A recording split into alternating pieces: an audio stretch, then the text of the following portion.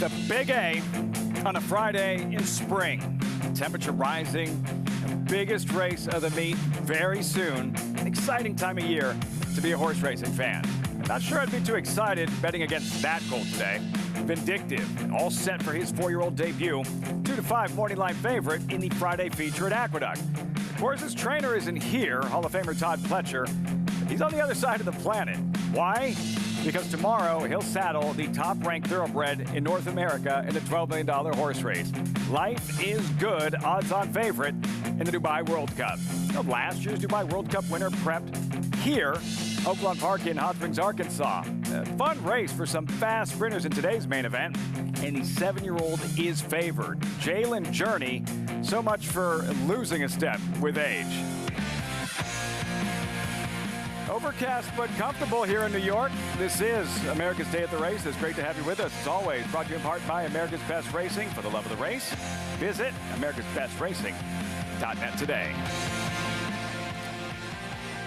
And welcome everyone to Aqueduct Racetrack. I'm Lafitte Pinkai. So much going on this weekend here and abroad. Don't forget tomorrow live coverage of the Dubai World Cup. Coverage beginning at 8 Eastern on FS2. As for today's racing, it's a week day that feels like a weekend. Aqueduct, Oaklawn already underway, but the best racing still ahead. Today's schedule brought to you by Claiborne Farm. Races 5 through 9 Aqueduct. Late pick 4 gets started in the 6th aforementioned feature is the 8th Oaklawn Racing Casino Resort. You'll see races 3 through 9. Late pick 5 gets started in the 5th.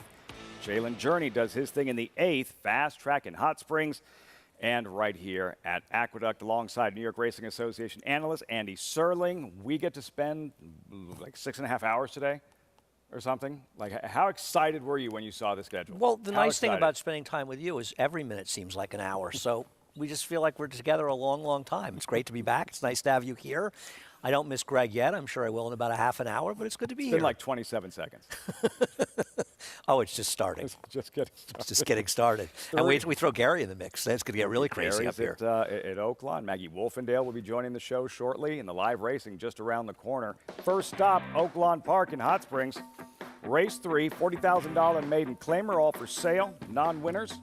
3/4 of a mile sprint, 3-year-olds and older. Andy tax it. 2-1 drawn inside. Scratch number 8, Wildwood Z. What'd you come up with here? Well, the scratch changed the race a great deal because not only did it take out potentially the lone speed, but it took out a major player from the racehorse that was turning back from a route to a sprint. I wouldn't bet tax at 2-1, and it just feels like if you like a Joel Rosario horse, you're almost not allowed to bet because as great a rider as he is, first of all, there's a lot of good riders at Oaklawn, and also his horses are just getting massively overbet. You're so from a betting perspective, you pay for it. But one thing about Joel, he understands with the 8 scratch that the speed is kind of murky here. And from the rail, he's going to be going. I don't know how well this horse can run, but he is a major threat to wire the field. So you can take Andy's insight. If you're going to play the races, how are you going to play? Fire up that Nair Bets account. Don't have one? We can handle that. Sign up today. It's easy. New members just sign up with promo code STAKES200. Make your first deposit.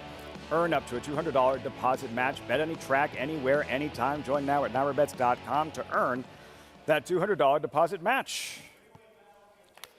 Now, if my sister's watching, which she's not, why isn't we your won't sister even watching? discuss. It's a sore spot. My sister likes the races, actually. My sister's the first time she ever did anything with her husband. I had a third ticket to see a firm denali in the Belmont. And she invited him. She was friends with his sister, and they went to Wesleyan together. So I was saying if my sister was here, she'd be betting the 2 Wesleyan. See, it would be understandable that she's not watching if she wasn't a horse racing fan. But she is a horse racing fan and not watching her brother on television. My sister's not watching either, but she's not a big racing fan.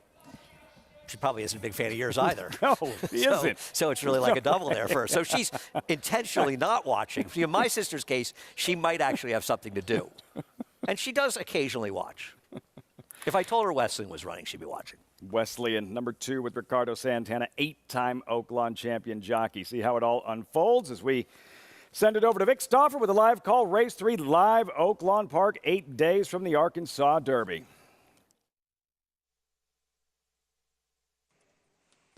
They're at the post.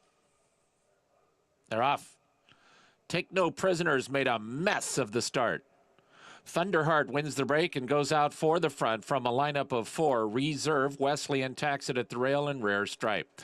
Then comes Quarantine Whiskey, the slow-starting Take No Prisoners, and the trailer is Chrome Run. Thunderheart has the lead from Reserve, who's closer in second now, and Rare Stripe 3 deep in third. Thunderheart a half length in front. Taxit is fourth, but he's 2 from the lead at the rail and 2.5 in front of Quarantine Whiskey, and at the rail goes Take No Prisoners. Wesleyan drops back to second to last, and the trailer is Chrome Run, and 3 across the track. Thunderheart and Travis Wales just in front of Rare Stripe and Reserve. These 3 at the top of the stretch, and now Rare Stripe puts his head in front. Taxit's got to go from there. He's fourth and 2.5 off the lead. Top of the stretch, Rare Stripe has the lead. He's now a full length in front of Thunderheart. Reserve and Taxit in the center. Rare Stripe final furlong now with a 3-length lead. Thunderheart, Reserve, and Taxit will battle for the minor awards as Rare Stripe is far in front. Looks like Taxit might get up into second over Thunderheart and Reserve. Rare Stripe to win.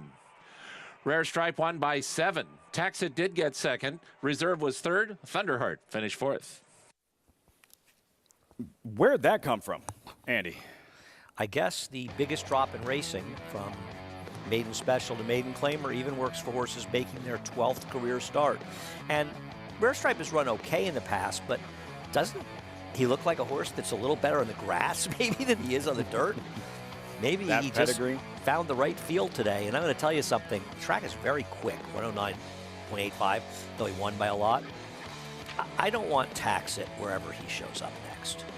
I mean, the trip that he worked out, and he may have barely gotten second. Maybe. Only because it was a city block back then. He did get second, but a city block back then. Rare Stripe, as you mentioned, the big class drop, Country Bro Stables for Federico Villafranco. Christian Torres graduates in his 12th career start. We'll have those results in just a few moments.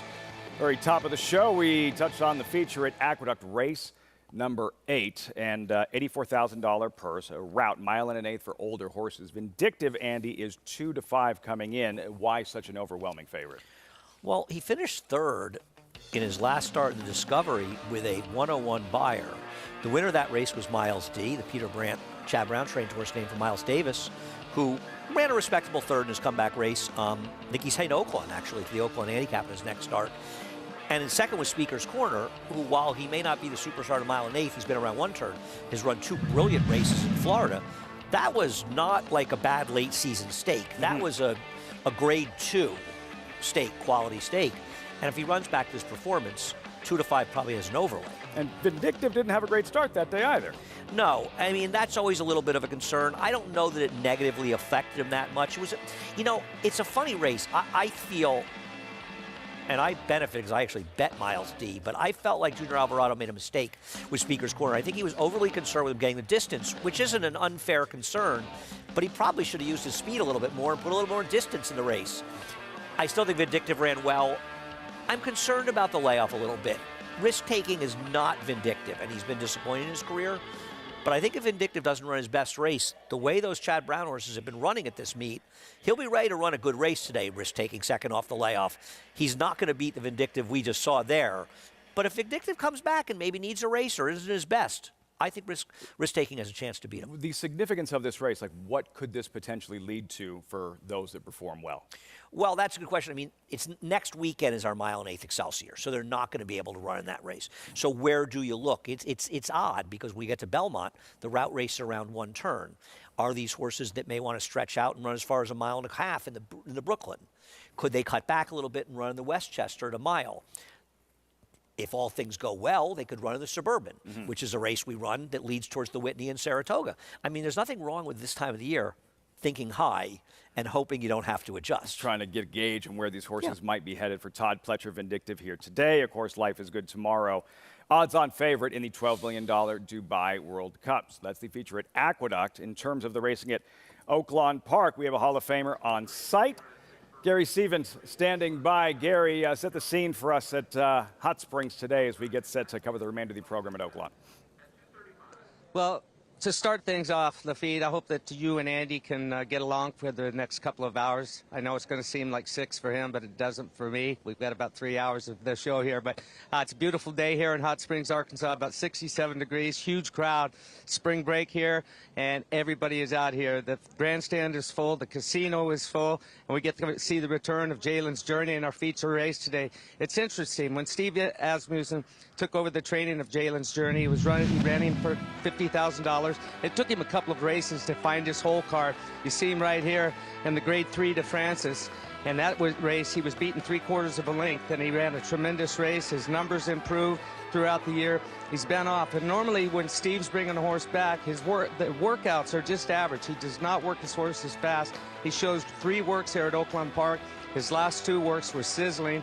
He worked in a minute. And for Steve Asmussen, that tells me this horse is tuned up and ready to run this afternoon, guys. Enjoy the show. Jalen's Journey.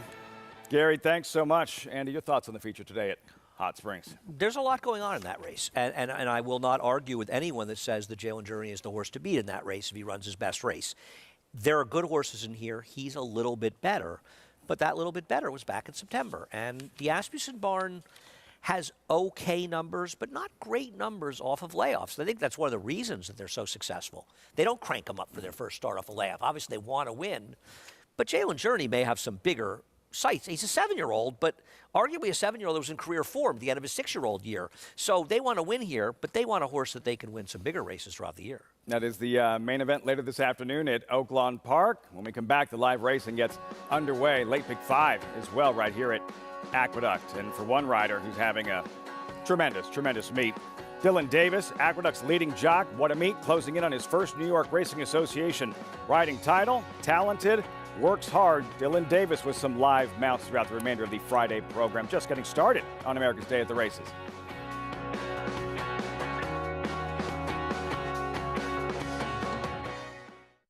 A Grade 1 winner of nearly $2 million, Silver State hails from the sire line of legendary Claiborne stallion Danzig. And his second dam is full sister to Kentucky Derby winner Monarchos. After winning the Oakland Handicap, Silver State defeated Knicks Go in the Grade 1 Metropolitan Handicap. On the board in 12 of 14 starts from ages 2 to 4, his career included a 6-race winning streak. Grade 1 winner Silver State, standing at Claiborne Farm.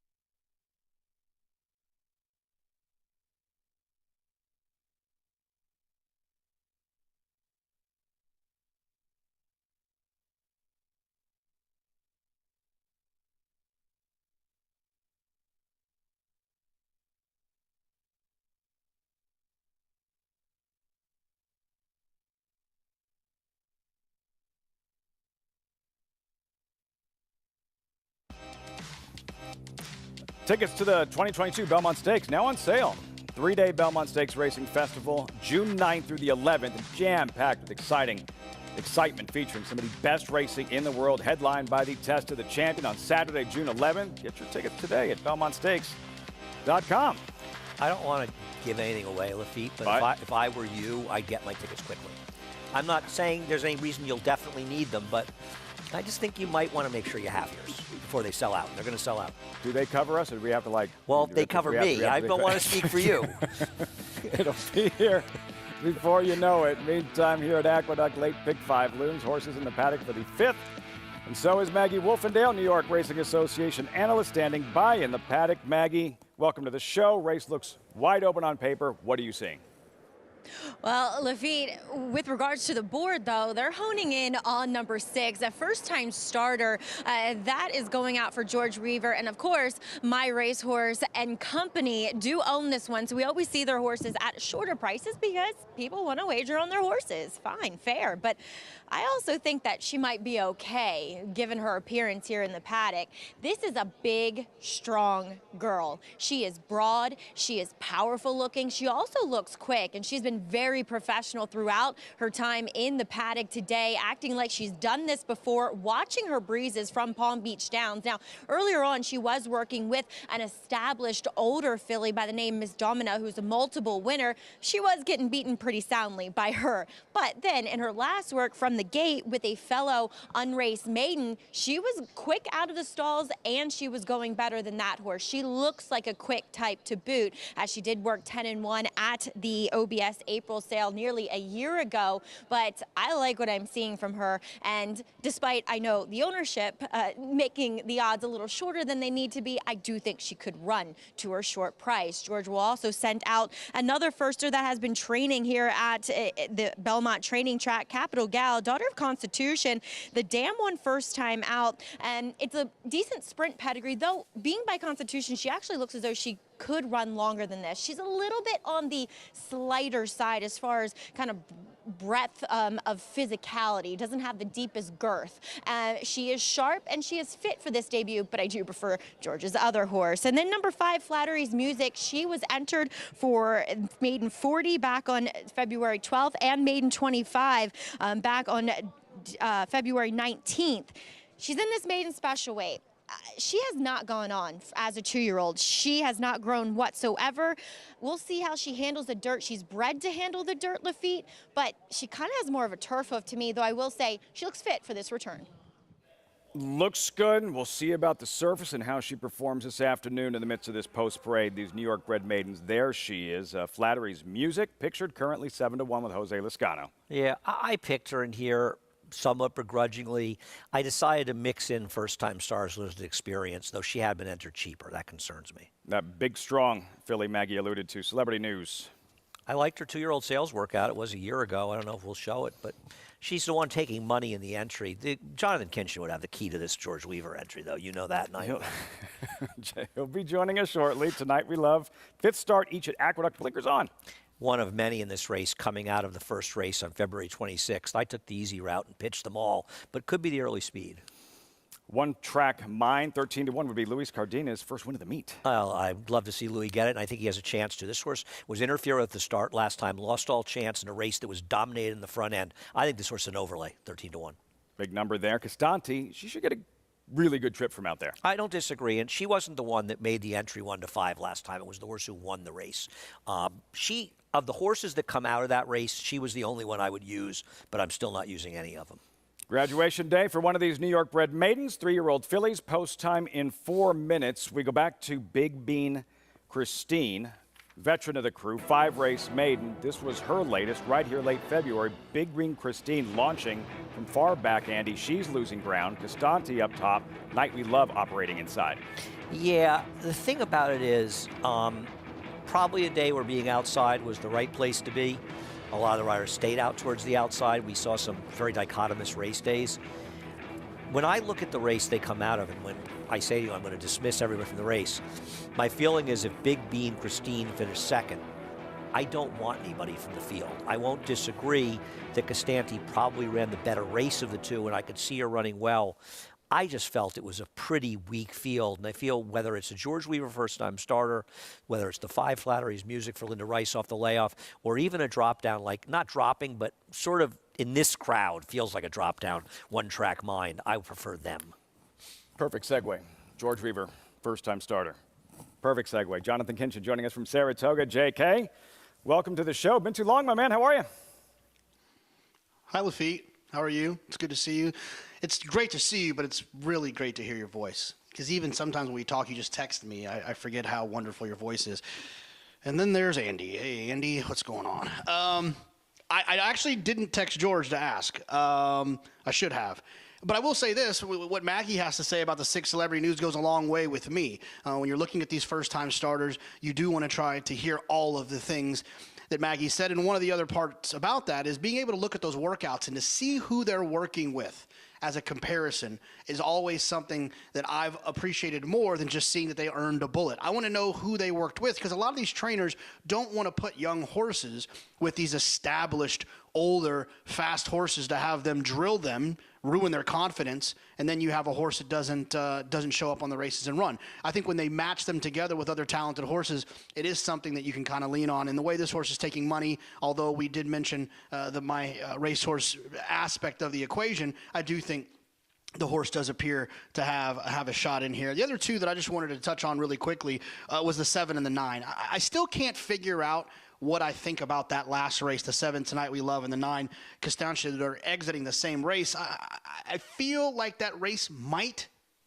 be okay. The pace figures and the final figure were kind of even there. They kind of just ran around there. I'm leaning on the side of the pace was honest. And if that is the case, then those two horses do deserve an upgrade. I'm just not quite sure, and wasn't enough for me to lean on that being a fast race. So it will be kind of a look and see, and that's not going to do you much help, since the race is going to go off in a minute. But I think if you want to take a chance against the 6, I would look to the 7 and the 9 towards the outside. So you and JK with similar concerns about that common race, February 26th. So maybe you're looking for a fresh face. My feelings are a little hurt. He was very mean to me. I'm going to sulk over here for a minute. You know, I'm very sensitive. Yeah, and I don't disagree with the points he was making in that situation. It just feels to me, and I think that one of the reasons, and Jonathan touched on it, and he's absolutely right, that the 6 is taking so much more money than the 2 is the My Racehorse factor. And so I'm not convinced that you might want to look at both of these horses. I did know that this 2-year-old sales work, for what it's worth. It was a year ago.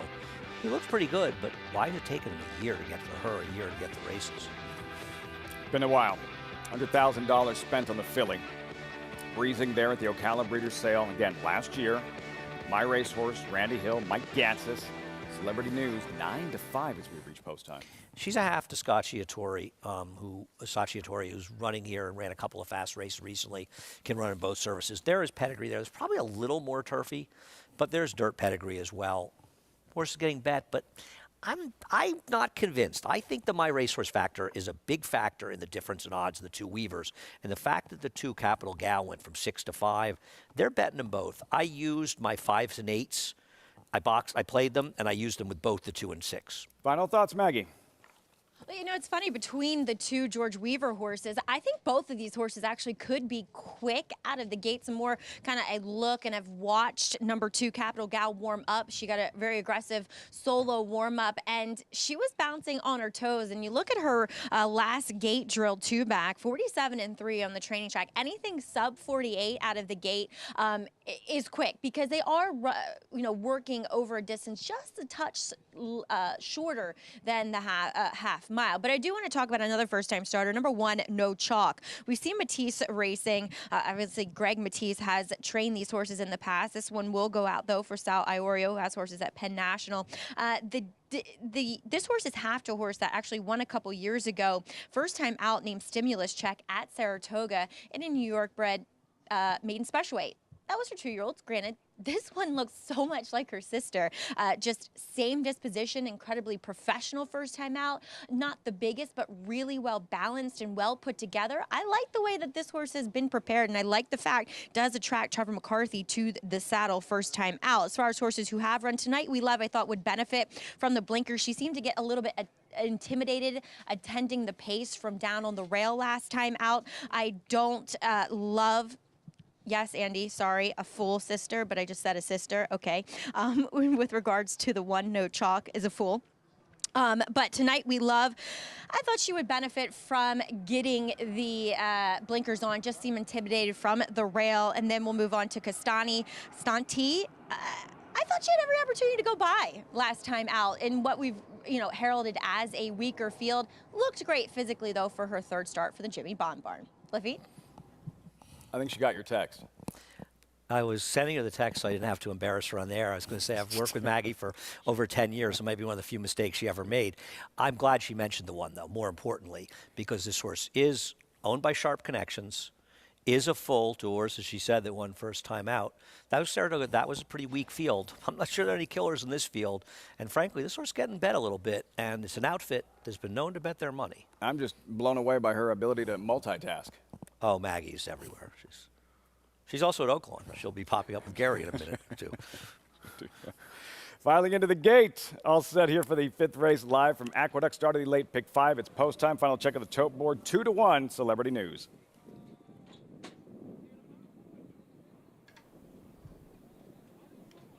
Waiting for Flattery's Music and Costante.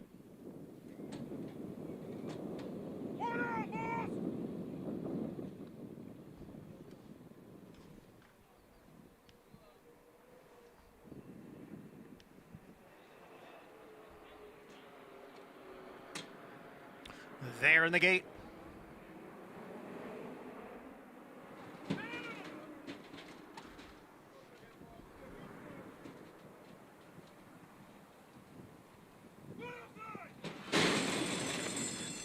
And they're off. From the outside, One Track Mind. Tonight We Love is there, and Celebrity News now moves on through to grab the lead. Celebrity News is in front. Tonight We Love races in second. Costante's on the far outside in third. Then it's One Track Mind in fourth. No Chalk down at the rail runs in fifth. Followed next by Big Bean Christine. And then comes Capital Gal, and it's almost 4 lengths back to Flattery's Music, who trails the field in eighth. The quarter 22 and 2/5 seconds. Celebrity News is now dropped back to third. She is right behind Tonight We Love and Costante. And then Celebrity News in third. On her outside is One Track Mind in fourth. Big Bean Christine down at the rail runs in fifth. Capital Gal is next in sixth. The half in 46 and 4. They're coming for the quarter pole. It is Costante on the outside. Tonight We Love alongside, and room at the rail for Big Bean Christine. And she comes on through, and No Chalk is down at the rail. Big Bean Christine has the lead. No Chalk on the outside. Celebrity News is coming on again. It is Big Bean Christine trying to hold off No Chalk and Celebrity News. Capital Gal moves to the extreme outside for the fight to the finish here, and here is No Chalk up the inside to win it. And No Chalk here. She's 11-1. Just like her sister at Saratoga on debut, No Chalk. As John Ambriel said, No Chalk, 11-1 on the inside in this driving finish in the 5th at Aqueduct. Wow. Somewhere around the country, there's some people celebrating this win. I would say a bit of a fortunate win and a tremendous ride by Trevor McCarthy, saving all the ground. They were moving up front. 22.56 for the first quarter for this level of horse. I mean, that is very, very fast on this racetrack for these horses. So you'll see that, and you know something's got to give. Frankly, the first year Celebrity News probably ran the best race, engaged early and taking nothing away from the winner of the race. But this horse got a sensational ride and a great setup, and it's interesting, the two Jordan Weavers, Maver in second and third here. Celebrity News ran well enough to win this race, but Trevor McCarthy, one of the reasons he's had such a great meet is he's made very few mistakes on the racetrack, and he's done an awful lot to help his mounts win races on occasion. He's a fabulous rider, and he's a very thoughtful rider, and he gives his horses their best chance to win, and that's just what he did with No Chalk. Matisse racing. You could see the ears flicking back and forth, gliding under the wire. No Chalk. How about the professionalism from a first-time starter, a young 3-year-old filly, taking dirt early, running right through it, sticking towards the inside where it can be a little bit claustrophobic, and finding that winning gear, that winning punch late. Yeah, and the horse was prepared at Penn National. You're right, though. Straight as a string coming through there. Really no hesitation. And a lot of times, horses will hesitate going through on the inside. There was none from No Chalk. 1-6-3-2. No Chalk, 11-1. Strikes in her debut at Aqueduct to kick off the late pick 5. Results coming up. 4th race, Oaklawn. $100,000 allowance. Optional claimer. 6 furlong sprint. 3-year-olds, wow, Cogburn, Andy, 4-5 amongst this field of 7. Well, the only person, who didn't on earth that didn't realize Cogburn was going to be an overwhelming favorite was the morning line maker at Oaklawn, who seems sometimes to be the last one to know. How is this horse not going to be a favorite? We'll see him in the post parade. B-Sud, much more on Dallas Stewart in a moment. Shouldn't this horse be a shorter price, though? Because, frankly, the last race at Churchill compares very favorably to that of Cogburn. Well, he was on the morning line, 3-1. Well, Ignitus, the Joel factor. on the Arkansas Derby Trail at 1 point for D. Wayne Lucas. She's like named after a god or something. Cutting back in distance. I love a turn back. It's fast enough to get a piece. Cogburn, promising prospect here, 3-year-old debut. I agree. And he was fast in winning. This horse was favored over the very, very talented My Prankster in what may have been the most impressive 2-year-old debut in Saratoga. 4-5, then Pressure. Steve Asmussen, trained colts will break side by side. I mean, this horse is race 2 back in January here. Actually gives him a chance. 11-1. Why not? Big price. Just had a Big 11-1 price, right? shot at Aqueduct. Yeah. Dr. Love, number 5, deep closing debut winner right here at 18-1. See, how is he the same price as Pressure? Because Pressure seems about 5 times as likely to win as Dr. Love. It's not named for you, is he? I've heard that, but stable. 40 stripes debut winner last summer. 0 for 7 since. Yeah, I mean, you know, sporadically he seems to run a fast enough race to have a chance. His one big figure was behind Pressure, which makes you wonder if maybe that fig's a little on the high side, right? Number 7, Penetrator at 9-2 on the outside for the Hall of Famer Jerry Hollendorfer. Ran a fast race against Maiden Claimers last time out. The going gets tougher, but did run respectably last time. I don't know why this was the same price as the 1, though. I feel like B-Sud is being underappreciated on the board. I'm not saying he's going to win, but he's an overlay at 9-2 right now. And trained by Dallas Stewart, number 1, B-Sud. Leading rider David Cabrera. Gary Stevens standing by. Gary, for someone who doesn't follow the game on a day-to-day basis, like what should they know about trainer Dallas Stewart? Well, I'll tell you how far back I go with Dallas Stewart. Clear back to 1988. He was working for Wayne Lucas, another disciple of Wayne Lucas. He was the regular gallop boy for Winning Colors, so know a lot about Dallas. And one thing he took with him from Wayne Lucas's barn is not just his training techniques, but it's positive thinking. A horse like this, he looks like he's got the talent to be anything. And Andy, I think that at 4-1, that's a lot of value there. I think that they're overbetting. Maybe not overbetting the 4-horse Cogburn. He deserves to be the favorite, but I think that the 1-horse could be, right there with him. He's got talent. And Dallas Stewart, he's always thinking about the big picture. Whenever he's got horses in big races, he might be 30-40-1, and we see him in Breeders' Cup races. We've seen him in a lot of Grade 1s pull off big upsets. So at 4-1 here, he could pull off another upset and send this horse on a journey that we won't forget, guys. I find myself agreeing with what Gary. It's funny how Gary said it. I was sort of thinking the same along the lines. I agree with B-Sud like him, and we both said that is an overlay. And when he's saying, that the 3 may be over, he kind of stopped himself and said, well, I don't totally disagree with Gary, I mean, I think he agrees. B-Sud, Cogburn should probably be 6 or 7-5 in here. But B-Sud should probably be 3-1 or 5-2. I'm not saying that, and, he's supposed to be a perceptibly shorter price. I just don't think there should be this big a gap between their 2 odds, that's all.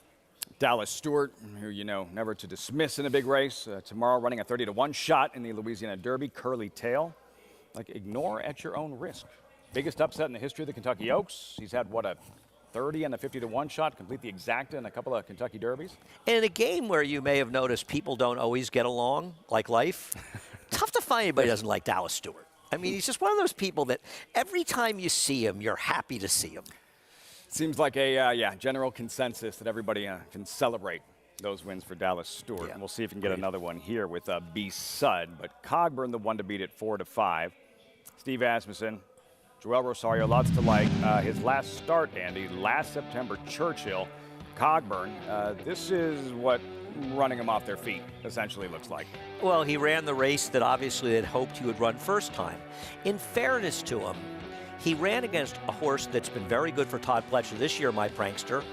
And when you get involved in the pace with a horse like My Prankster, who may be one of the better horses, in the 7 furlong-ish, a horse we've probably seen the Woody Stevens and Alan Jerkins in Saratoga. When you get engaged with a horse like that first time out, you're not going to finish second, even 4 lengths. They're gonna break your heart a little bit. So I don't think there's anything wrong with his first performance, even though he got beaten by 16 lengths. I just think he ran into a better horse with the exact same running style. So the key for him is the break. If he breaks cleanly, he is faster than these early, and Joel knows that. And Joel is as good a rider as there is in the world. Front end, back end, doesn't matter. But Joe Ellison knows that, and I think he'll probably be in front, and I think he'll probably win this race. However, at 4-5 and 4-1, I would bet the 1B Sud, because I don't think is that extreme a difference between the two. JK, Cogburn at 4-5, or will it be another? Yeah, I'm going to go towards the outside with Penetrator. And one of the things, typically, we talk about it all the time at Oaklawn Park. I love horses that are tactical, drawn towards the outside. I feel like that trip over achieves at Oaklawn Park. But one of the other things is when you look at a horse like Penetrator, this horse debuted maiden special weight, didn't run particularly well, then shows up off a long break. And this is one of those situations where, yes, the horse ran for 50. And so sometimes you want to kind of be like, you ran for 50. Who did he beat? I don't care who he beat. He beat the clock. He ran a fast speed figure. And I would kind of call that he snuck one by, Jerry Hollendorfer did. He entered this horse for 50. Based on that performance and that speed figure, this horse looks to be worth more than $50,000. And they kind of pulled one over on everyone, getting this horse and being able to keep the horse. I like the outside draw. And although I do believe the 3 is the horse to beat, I'm going to try to get the 7 home. Cogburn, who goes to the front from Penetrator in second, 40 stripes away third. B-Suds at the rail in fourth, then Pressure, followed by Ignitus, and the trailer is Dr. Love. Cogburn off the layoff is very sharp, and he leads by a length from Penetrator in second. 40 stripes is third at the rail and less than 2 from the front. Pressure moves up outside of B-Sud. They're both about 3.5 off the lead with Ignitus at the rail. He's 4 from the front. And 5 lengths last to Dr. Love as Cogburn is doing it well. Cogburn rounds the far turn with a length and a half on Penetrator in second. Pressure is about to move 3 deep outside of B-Sud. Those two are together. They're third and fourth, and Cogburn is still in front at the quarter pole. Cogburn in charge. 2 lengths now from Penetrator in second. It's another 3 back to B-Sud. Ignitus splits horses, and to the outside Pressure, Cogburn hand-ridden past mid-stretch. And now he's a 2.5 length leader on Penetrator. Here's Ignitus to split horses to the outside and B-Sud, but Cogburn never gave him a chance today, and he's running a very, very big race. Cogburn well in front. Ignitus might get second. It is Cogburn. Rosario never uncocked his stick, and Cogburn won by 4. Ignitus did get second, close for third between Penetrator and B-Sud. Hand-ridden to the wire and back-to-back easy daylight wins for Cogburn. One of the fun things about watching races is and saying to yourself who you know is going to win. You see a horse making a move. You see the horse in front is coming up empty. It didn't take a lot of knowledge to know top of the stretch that Cogburn was about to run away from the field as chilly as Joel Rosario was sitting. And you know something? This is a horse. I'm sure Steve Asmus is thinking if things go well, he wants to get to the Woody Stevens with him. Maybe we'll see him in the Gold Fever, which I believe is the Sunday the 15th of May. You have to look it up, and you keep seeing this name in terms of a stallion. Too bad we didn't get a chance to see him develop as a racehorse. Not this time, but how often you see him and the work that as good of a stallion as he is turning out to be early on. Especially because he was running around the time as his half-brother, Liam's Map. And you see him, and Liam's Map hasn't had so much success starting, but as talented as he was, this guy might be the one that turns out to be a very good stallion. And I agree, it's a real shame we didn't get to see him run after the Breeders' Cup. Dale Romans would describe not this time as spooky good. We're seeing some special things from him in terms of his offspring, and Cogburn saw those ears twitching. As easy as he pleased, Joel Rosario, Steve Asmussen, results from Oaklawn when we come back. Introducing a stallion as top class as they come. In 22 career starts, he won or placed in 12 graded stakes, competing in 15 grade ones, earning over $1.7 million. His undisputed speed is evidenced by 7 100-plus Spire speed figures, a 3-time grade 1 winner, Raging Bull. Who you betting on? How about an app created specifically for horse racing? Naira Bets.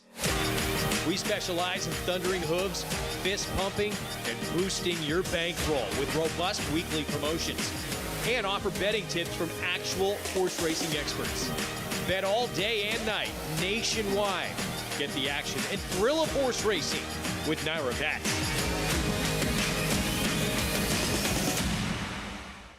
Start spreading the news. If you're looking to win in New York, then breed in New York. To War Dancer, the millionaire son of Warfront, and New York's #1 sire of 3-year-olds. Breed to a proven performer, the #1 second crop sire at the Saratoga meet with multiple winners at Belmont and Aqueduct. Earn double the New York Breeders' Awards and participate in the New York Stallion Series with $2 million in purses. War Dancer, proud to stand in New York. Visit wardancerstud.com. This season at Oaklawn, we've got more of everything. More of the top thoroughbreds in the world. More days of live racing. And the largest purses in our history. All at a completely reimagined Oaklawn. Come be a part of this historic season at Arkansas's only casino resort. Welcome back to America's Day at the Races. As always, brought to you in part by Naira Bets. Bet any track, anywhere, anytime with Naira Bets. Get started at nairabets.com or download the app. Cashing in if you had this filly this afternoon. At 11-1, no chalk in her debut on the inside, emerging victorious in the 5th to kick off the late pick 5, Andy. And when you see a pace get as quick as this one, you knew they were going to be coming from behind. You don't necessarily know who they're going to be, and you can't ride a horse better than Trevor McCarthy did. And I would say that No Chalk cooperated with his professionalism, or her professionalism, first time out, coming through down the inside. A lot of horses won't do that, especially first time out. She went through there quite easily, and that's a tribute to her trainer and the job he did getting her ready. I do think the first time star of the 6, Celebrity News, ran a winning race, being near the front early, the only one near the front that survived. But the better trip got it done. You can see how big Celebrity News is, as Maggie pointed out in the paddock. A little bump in late, and through the inside, No Chalk. And while the margin might be a length and a half, it felt like it was easier than that. No Chalk, 24:40 for her debut with Trevor McCarthy aboard. Wow. And start the pick 5 if you got that horse. No Chalk. Have the 6th race coming up here. Aqueduct. Horses will be in the paddock. Meantime, well, there was chalk at Oaklawn Park. And right about here, Andy said, yeah, this is over. Cogburn, 1 tap on the right side from Joel Rosario, and that is back-to-back easy victories for this son of Not This Time. Yeah, the track is very quick, as was evidenced by not just the time of this race, but the time of the prior race. So, you know, it's hard to know, and you want to wait and see what speed figures look like. But it does feel like a horse that they obviously had some high hopes for early in his career. He's done the right way to start his season, and we'll see if they think he's ready to come and run in a race like Gold Fever, because you have to think they may not get there, but they want to get to Woody Stevens, a grade 1 on Belmont Stakes Day. Sprinters Steve Asmussen has trained over the years, so many of them, and Matoli, obviously, one that comes to mind, a champion, the Breeders' Cup winner. Cogburn, he's figuring it out. Well, Rosario, they deliver 4-5. Ignitus cutting back in trip to complete the exact. When we return, Todd Pletcher trains the colt the entire planet is waiting to see. Big weekend. Life is good. Favorite in tomorrow's Dubai World Cup. Hours later, Pioneer of Medina, Louisiana Derby. And next, a cinch in a modest claimer at Aqueduct. Maybe. Good Magic's in front. Good Magic pulls away from Sobomini. Good Magic's gonna win his first race, and he's gonna do it in the Breeders' Cup Juvenile. Good Magic to the front of the field in the Toyota Bluegrass to win it. The champ is back. Good Magic in a good-looking performance. 800,000, 75, 875, 8.5. Pete, 775,000. Thank you.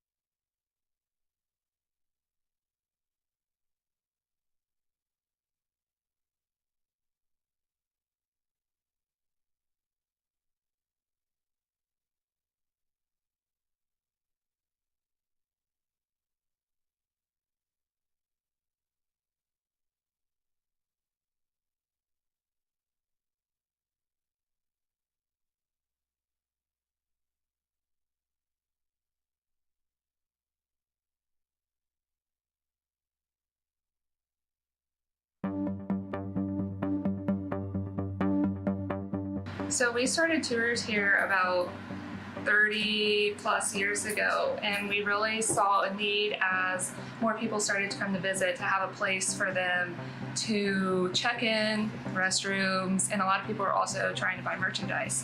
And so we decided to take this building that we had here on the farm and turn it into the visitor center. We have a lot of Secretariat stuff. We started with just a few items, but I mean, one of the main reasons people come here is to see his grave, and so that's what people want to buy and want to take home with them, because that's what they remember a lot about the tour. I really love the Secretariat stuffed animal. I think it just captures him well. It's great for Secretariat fans, but it also has our logo on it. We also added a shuttle tour a couple years ago. We were getting a lot of requests for people to see the rest of the farm. People always thought, what's over that mysterious hill? And so we bought an electric shuttle. We take them through the Mares and Foals division. The Visitor Center is open every day that we have tours from 9:30 to 12:30. I feel like we have a lot of families in the summer because they're doing their summer vacation and traveling, and then race fans April, October, November.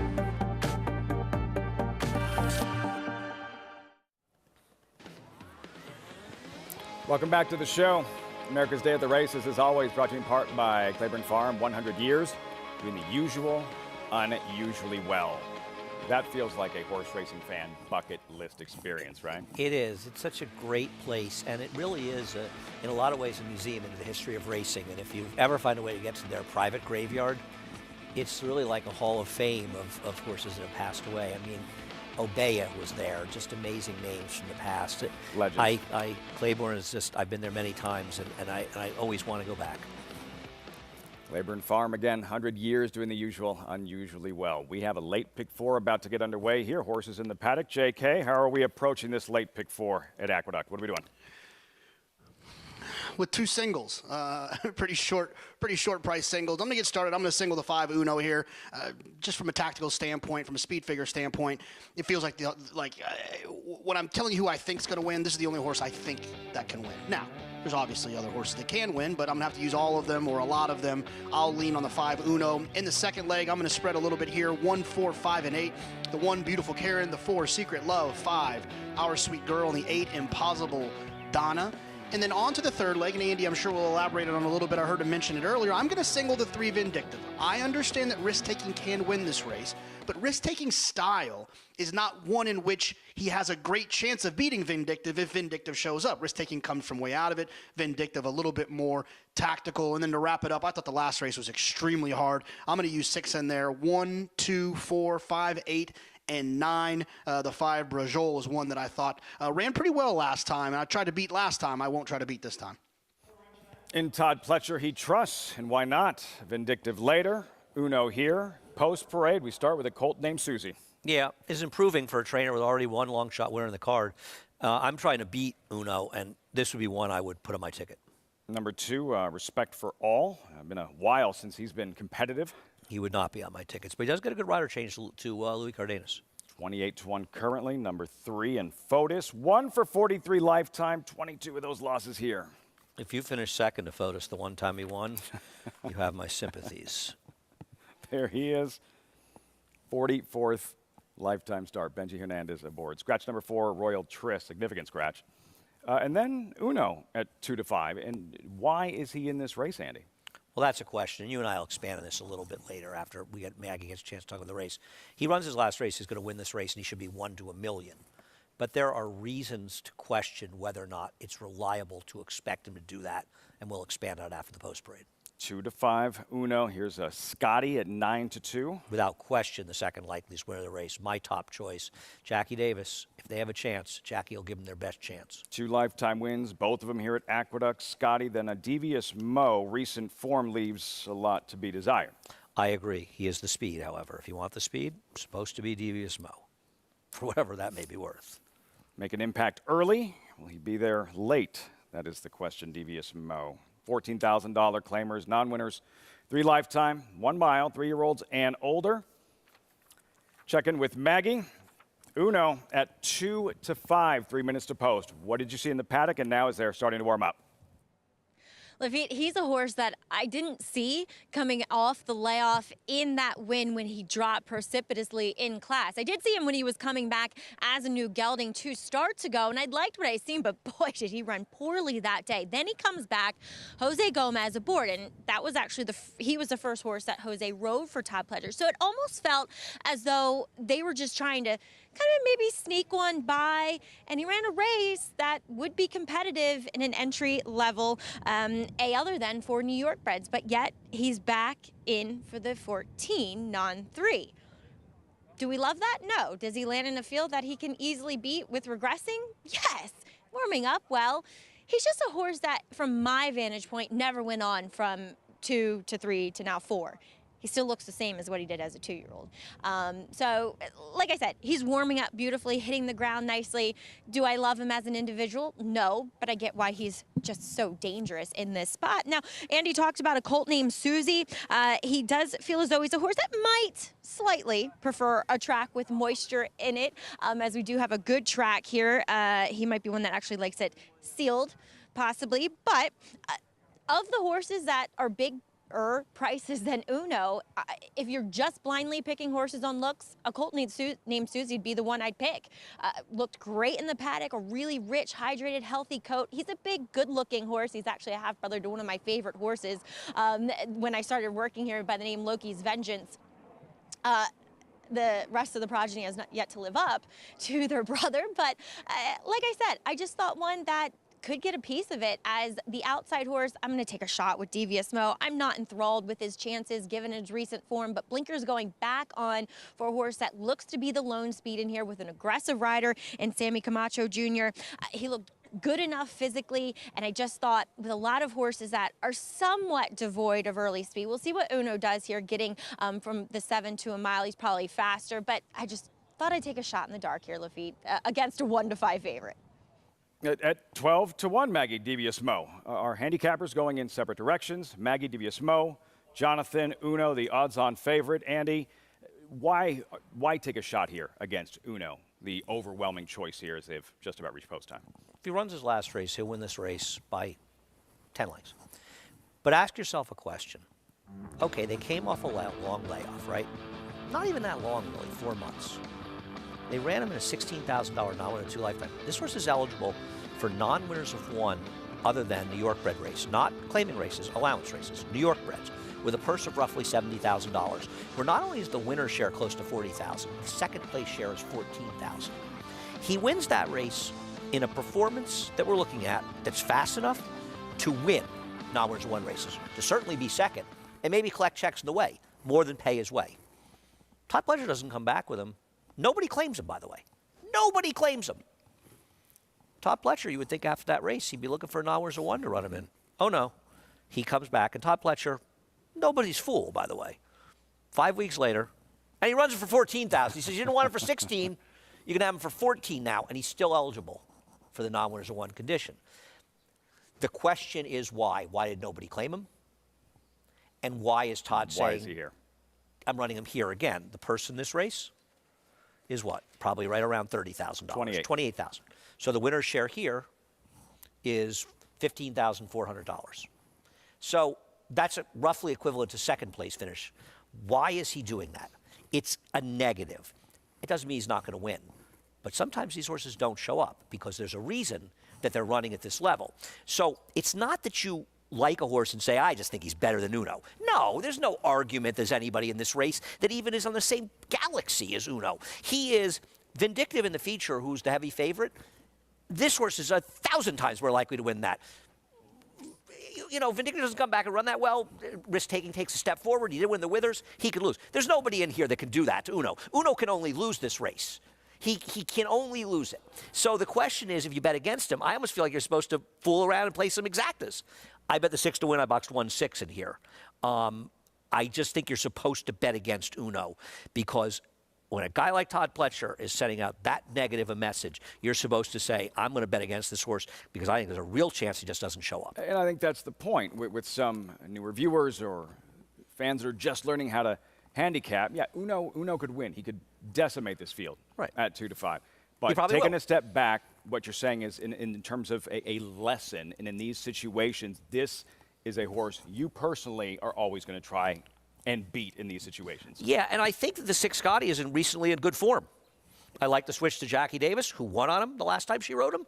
He's run figures that are okay, and I don't mind taking 7-2 on him because I think there is probably at least a 30% chance that Uno doesn't show up with anything close to that last performance, and he becomes very vulnerable. Uno 2-5, colt named Susie. Close enough, Johnny Cash fans. That is your gelding.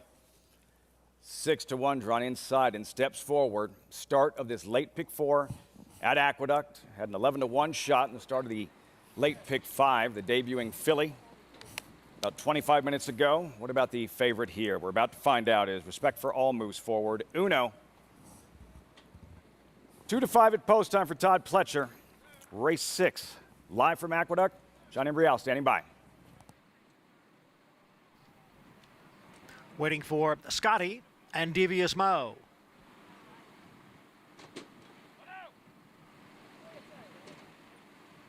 They're in the gate.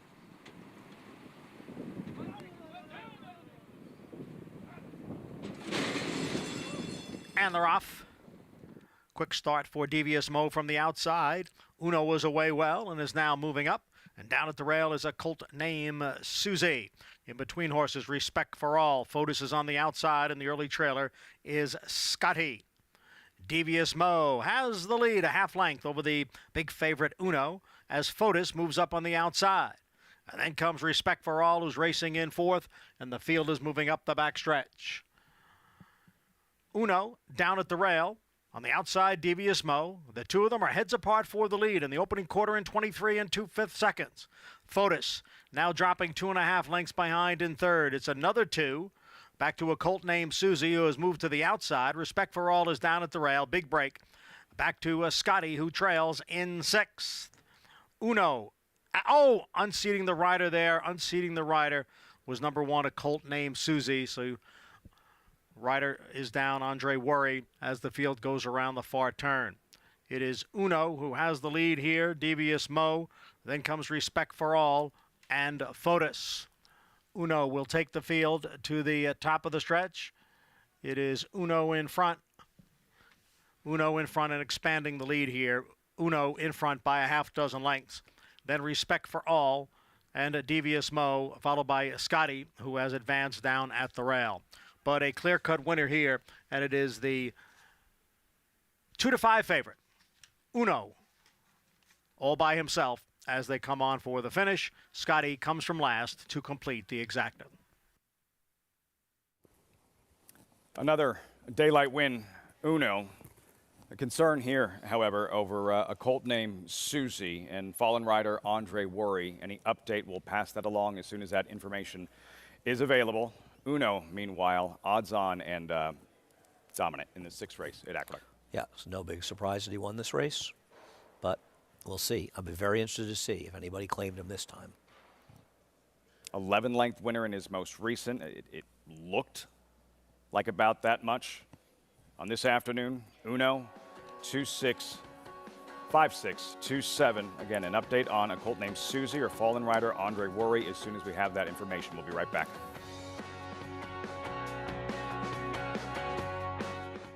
The breeding industry is governed by one principle. Performance determines success. And Constitution has won! Now, he's earning his stripes by siring stars. Independence Hall wins the Hagyard Bayette. Law Professor just in front, and Law Professor. American Revolution, fireworks in the stretch here in the Cigar Mile. Constitution, a natural-born leader. Who you betting on? How about an app created specifically for horse racing? Naira Bets.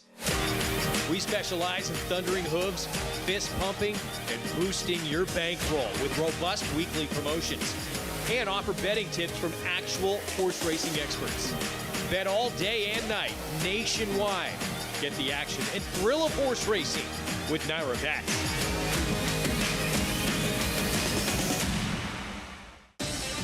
Run Happy was a #1 second crop sire by graded stakes winners and earnings. Run Happy is represented by Smile Happy, the Kentucky Derby individual future pool favorite. A leading dirt sire and now with an exciting Kentucky Derby hopeful. Call Bernie Sams now and book your mare to Eclipse Champion Run Happy right now. Run Happy standing in stall 1 at Claiborne Farm. Racetrack Television Network brings you every race, from every track, on every screen, every day. With monthly packages starting as low as $5, RTN gives you great value and access to more live HD streaming and race replays than anyone. Visit RTN.tv today to sign up and watch on almost any device, including Roku and Amazon Fire. Use promo code TRYRTN for a 5-day free trial.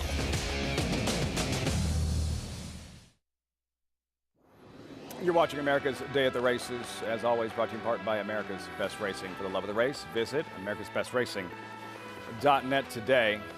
We don't have an update just yet on a colt named Susie. We can tell you Andre Worry, he's sitting up and being attended to. Again, awaiting an update, and we'll pass along that information.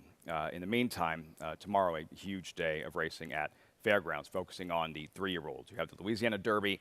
You also have the Fairgrounds Oaks for 3-year-old fillies, and marking the long-awaited return of Echo Zulu, Andy, 3-time Grade 1 winner, undefeated, Breeders' Cup Juvenile Filly winner, reigning 2-year-old filly champion. Yeah, and this is no knock on the Louisiana Derby, particularly Epicenter, who could really be potentially Steve Asmussen's first Kentucky Derby winner. But this is kind of the marquee horse, because Echo Zulu, you know, there are a lot of people that foolishly thought she was a Kentucky Derby contender. I'm not one of them, but she's very, very good. She's coming back. You know, there was a lot of talk she might, Steve Asmussen, I think it said, well, I might not be in a hurry. She may not make the Oaks. It's a long year, and that's understandable. But she is back in the Fairgrounds Oaks. Lafitte, I'm going to beat her. I'm betting Hidden Connection tomorrow. Hidden Connection, speed from the outside. She's going to stalk her. She's going to beat her. Raylu Gutierrez is going to win the Fairground Oaks and upset the mighty Echo Zulu. I'm being a little bit, I'm betting it in connection. But there's a part of me that when I lose, I hope it's because Echo Zulu runs a big race, because she is potentially one of the stars of the game. Good for the sport. Yeah. When the stars perform and show up. In terms of her preparation for her 3-year-old debut, Steve Asmussen told the Daily Racing Form, quote, if anything would not have gone perfectly, we wouldn't be in the race. She's looked fabulous in the mornings. The thing is, we know how brilliant Echo Zulu was as a 2-year-old filly. The question is, who is she now? Has she progressed? We've seen this in the past where horses, young 2-year-olds, they develop very early. They're precocious. They're that much better than the competition.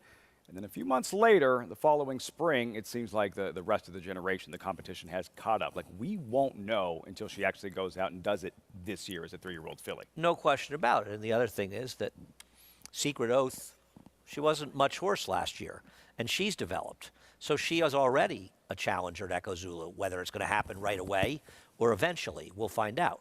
We saw Venti Valentine, the New York bred, run extremely well here in her 3-year-old debut. So these horses have taken that step forward, and you just don't know.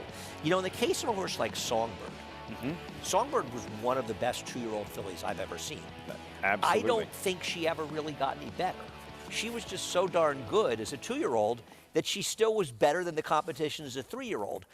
I have a feeling that Echo Zulu is going to have to get better, because there's some horses emerging on the scene. Because last year, and I'm not knocking Echo Zulu, she was terrific, but there was no competition for her. And her Breeders' Cup Juvenile fillies, she was walking on the front end. There was trouble to start for her main connection. They didn't show up.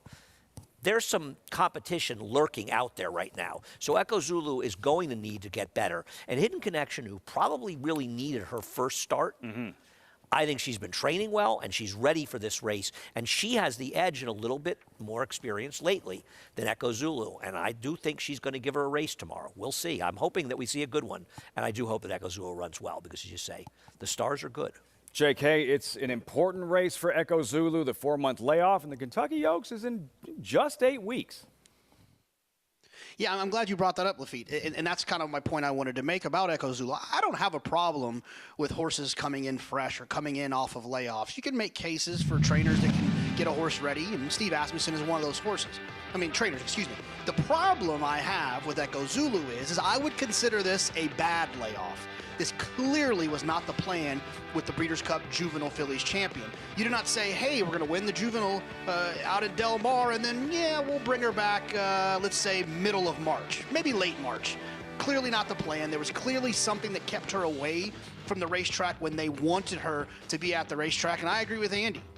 Rooting for our friends at Black Type Thoroughbreds. My friend Jake Ballas is one of the partners with Hidden Connection, and if she can find her form that she had back in the Pocahontas, she'll definitely be in position, and I love the fact that she's drawn outside of Echo Zulu. With all that said, Echo Zulu's talented. She might run off the screen, but she's up against it in my opinion.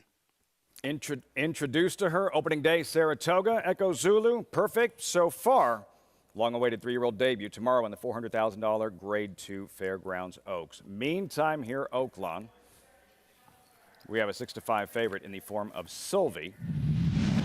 Sylvie, who's cutting back in distance. Let's revisit the latest last month right here in a 1/16 route. And Sylvie finding her best stride late. Yeah, I don't know that I've ever encountered a horse that ran second in its first 2 starts at 7 furlongs, a 1/16, and then made the 3rd start at 5.5 furlongs. I've been around the racetrack a long time. It's probably happened somewhere, somehow, but I got to tell you, not too often. And she doesn't have any speed going long. They're going 5.5, and she's going to get lost. And I'll tell you something, and she may well win this race just because there's no competition. The first-time star of the 5 is getting bet, Little Rocker. And Little Rocker is a half to 3 horse that could run. They ran buyer figures of around 90, 80, and high 70s. And if Little Rocker, the firster, can run a little bit, she'll be forward.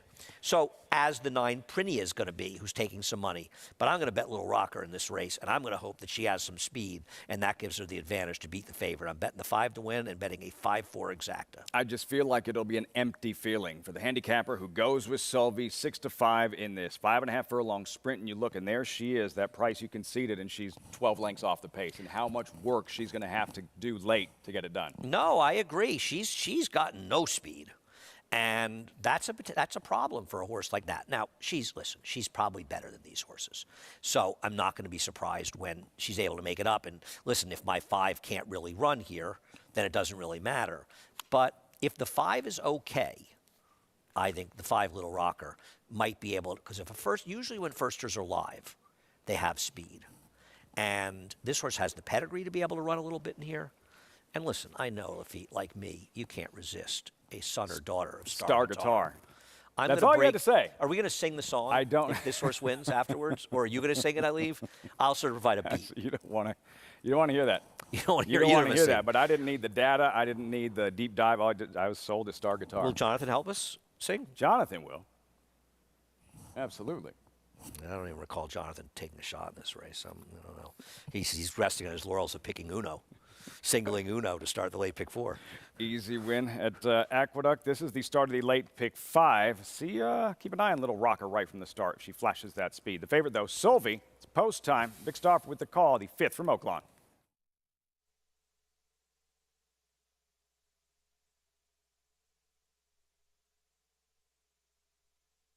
Little Rocker. Last to load, Miss Dutton.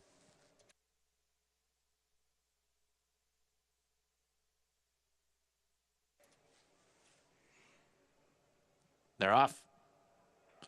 Amazing Debate and Prinia break well. Sweetness 2 is close up. Then Run Fearless, Gold Strategy, and Soulway. Little Rocker is next. Then to the outside of Miss Dutton, followed by Running in the Streets. And the trailer is Most Stylish, and the leader is Prinia. Prinia just in front of Gold Strategy, and now Gold Strategy takes the lead, and she's a half length in front of Prinia in second.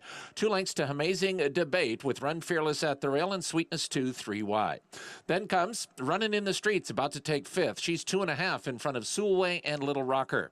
Most Stylish has 9 lengths to make up, and she's a length and a half in front of Miss Dutton at the top of the stretch. Gold Strategy and Prinia still 1-2. Soulway is beginning to unwind. She's going to have to swing 5 wide, but Soulway is about to go from 5th up into 3rd. She's got a chance top of the stretch. Gold Strategy, Prinia, and now an on-rushing Soulway in the center of the racetrack. Amazing Debate and Run Fearless, and here comes Soulway trying to run down Gold Strategy. Gold Strategy just in front, Soulway right alongside, And right on by. Gold Strategy is next. Sulway in front.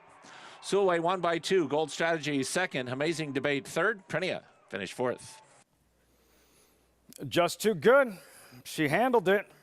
The cutback and trip.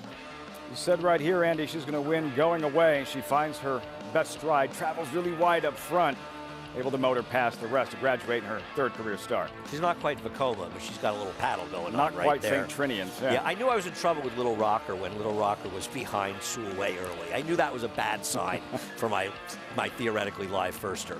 But Sulway, you know, once the firsters couldn't run, she's just too good for these horses. Golden Arrow Racing.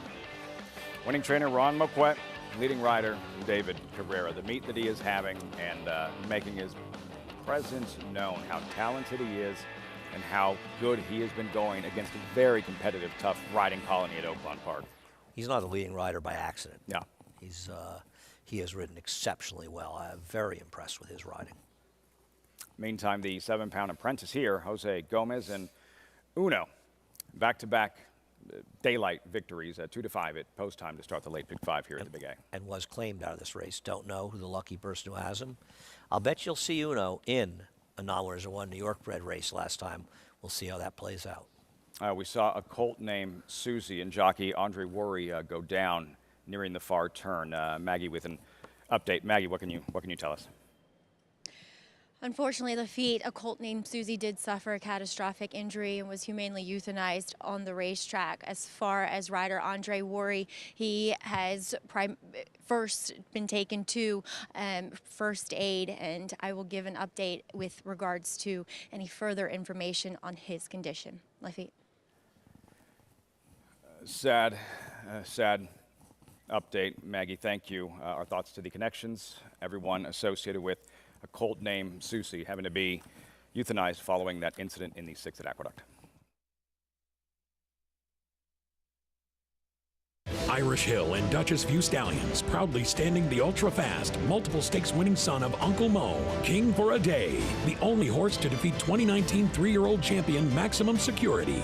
Well, King for a Day was basically a clone of Uncle Mo. I mean, good speed, the ability to carry it over distance of ground, real professional horse and a really cool horse to train. Sire maker extraordinaire Uncle Mo represented in New York by King for a Day.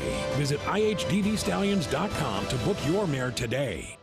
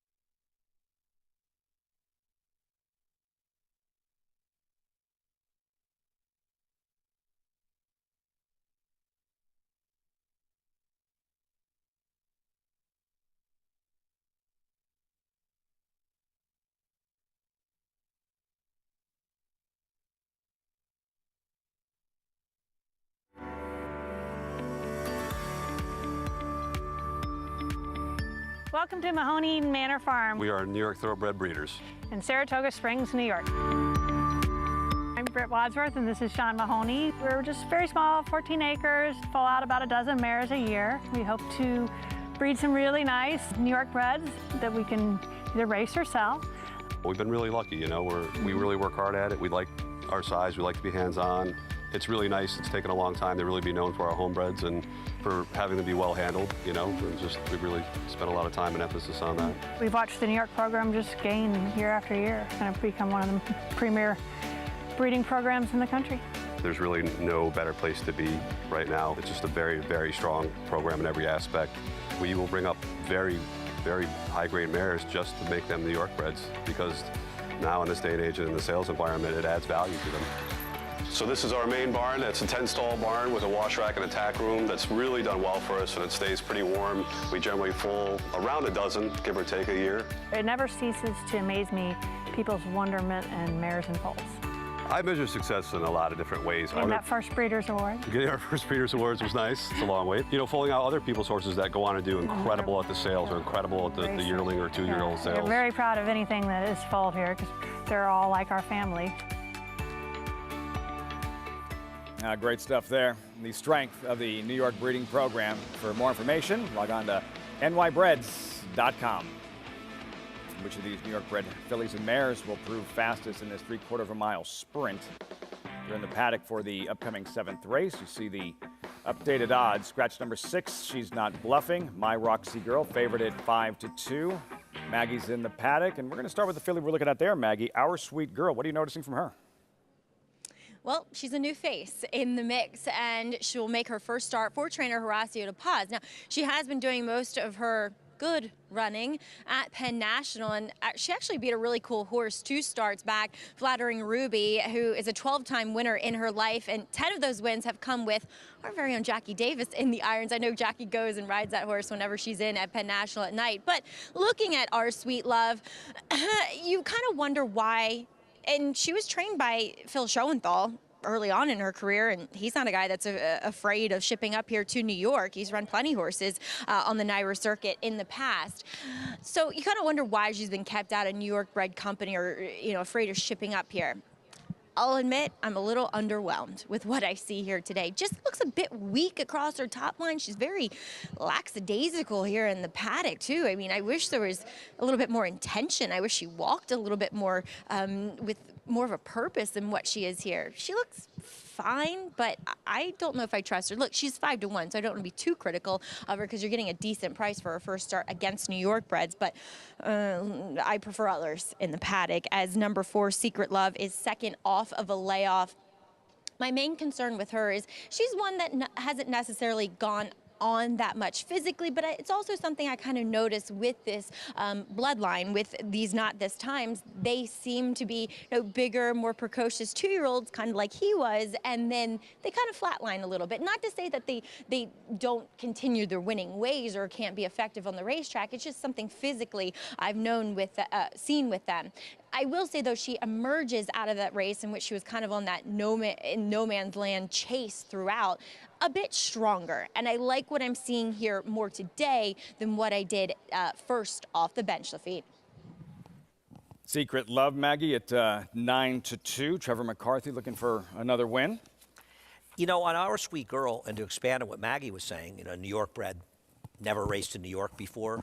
Right. Why? It isn't just that to me. She ran multiple times in a $16,000 claiming race. You know that trainers, whether it's Linda Rice, Rudy Rodriguez, owners, many sharp people, they're scouring the PPs all over the country looking for New York breds to claim. There's no way that they didn't notice this horse at some point. But for whatever reason, a lot of extremely sharp claiming trainers said, pass. I think I'll pass. And watching form from out-of-town tracks, I think one of the toughest things to do, or an interesting part of the game, is are there tracks where the form doesn't get duplicated? Are there trainers that win out of town? Jamie Ness wins at 30% in Parks. He has 1 win here, I think, in the last 5 or 6 years. They don't win when they come here. That form doesn't translate. And Penn National Farm, Fabulous Strike not included, rarely gets transferred here. I have the greatest respect for Horacio De Paz, who has had this horse now since what? End of January, early February.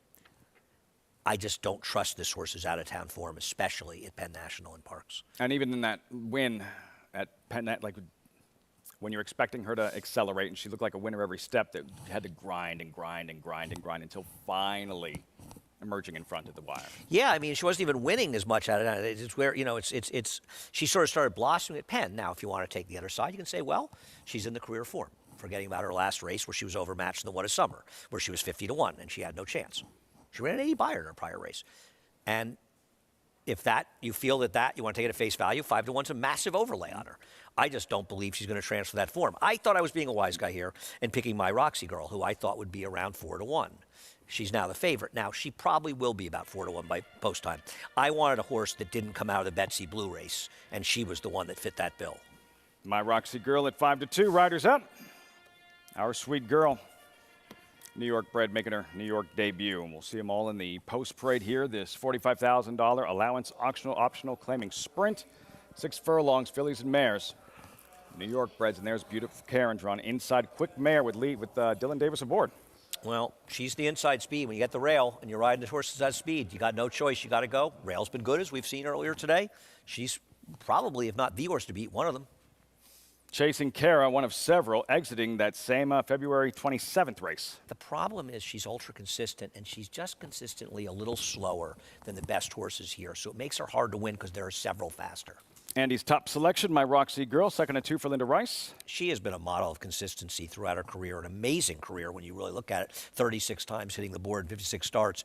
I can't excuse her last. I don't know what happened. Her race before that, she ran a race that I believe will win here. She did not have a good trip that day.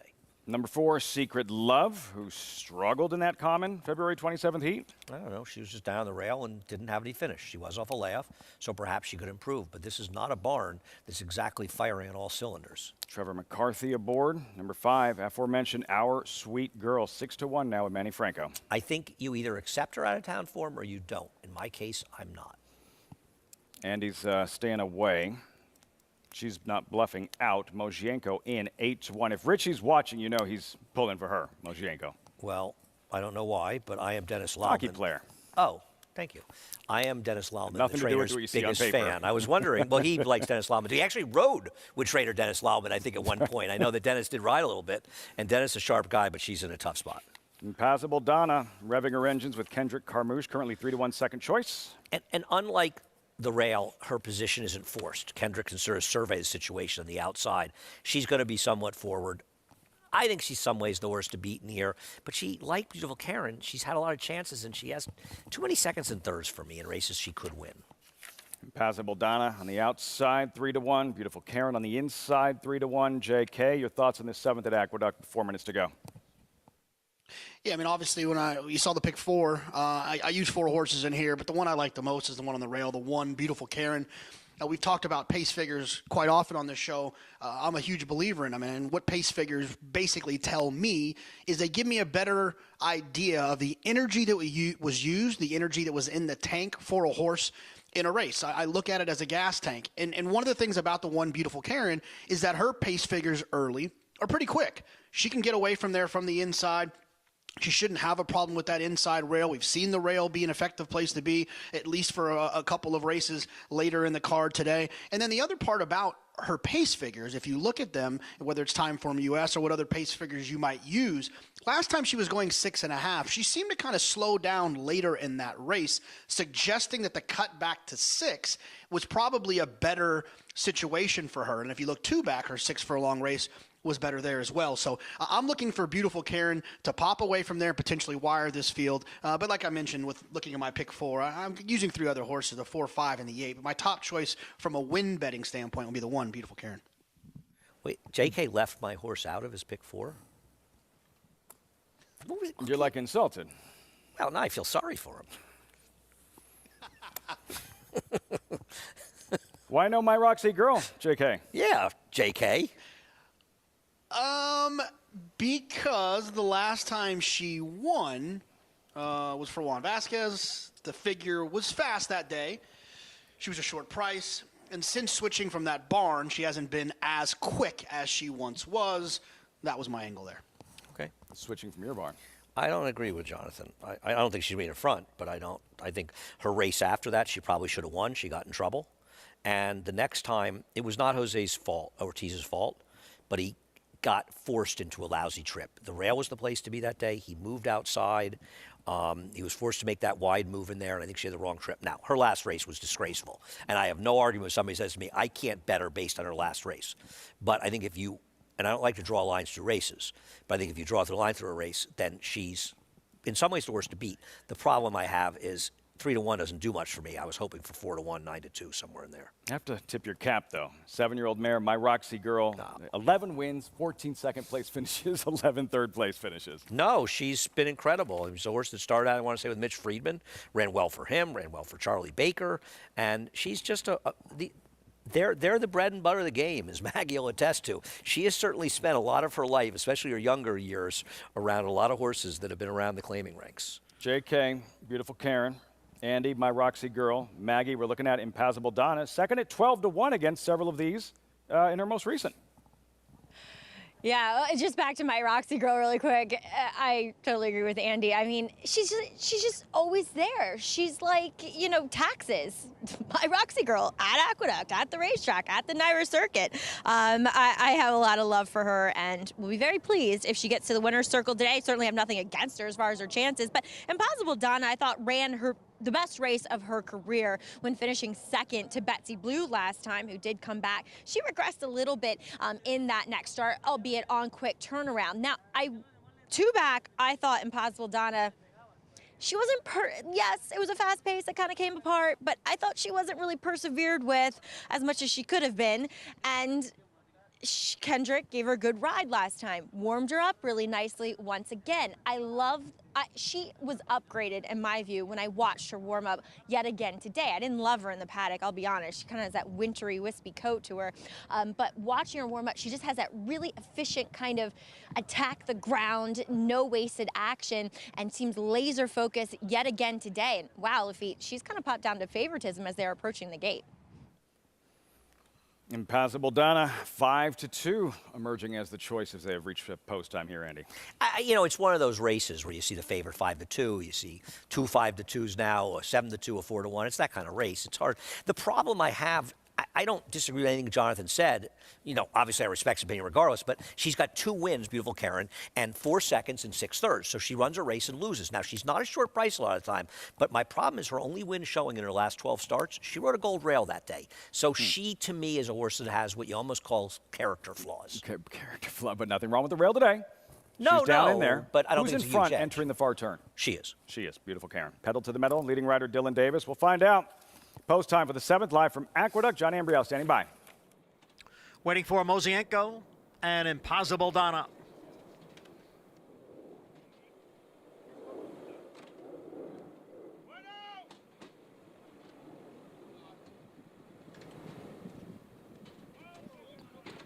Set for the start of race 7 here at Aqueduct.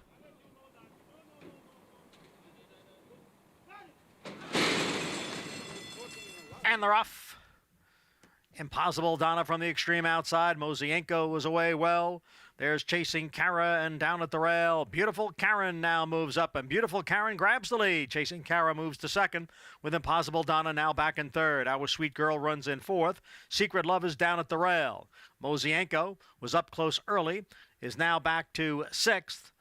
And trailing the field is My Roxy Girl. Beautiful Karen on top here by a neck. Chasing Kara's in between horses. Impossible Donna's on the outside. So 3 of them right together for the lead through a quarter in 22 and 3/5 seconds. Our Sweet Girl is drawing closer now in fourth. It's 4 lengths back to Secret Love, then Mozienko and My Roxy Girl. They're at the top of the stretch. It is Chasing Kara narrowly. Beautiful Karen down at the rail, and Impossible Donna on the outside. Our Sweet Girl runs in fourth as they move for the furlong marker. It is Chasing Kara who has opened up here by 2.5 lengths. Secret Love is putting in a late run. Secret Love is now coming on here, going up to challenge Chasing Kara, and it is Secret Love who comes from off the pace to win it here. Chasing Kara was second. Impossible Donna finished third. Late surge, Secret Love, 9-2 at post time. Second one in the afternoon, Trevor McCarthy. So I want to say Trevor came in 7 behind, and now he would be 5 behind. So it's keeping him with a little bit of a shot with 2 days left.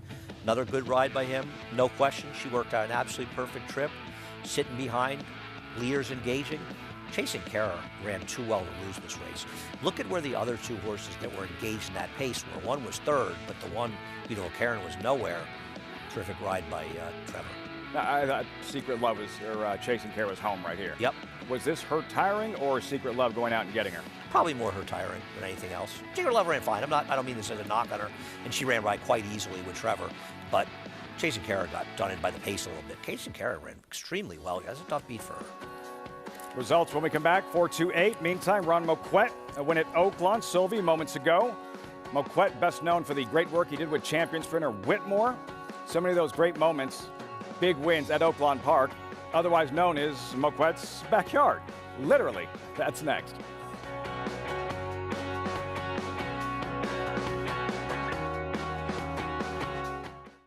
Eclipse Champion Blaine ranks among the nation's top sires at a fraction of the price. His recent top runners include Aga Khan stud Sinabad, a top performer overseas, plus these recent standout performers.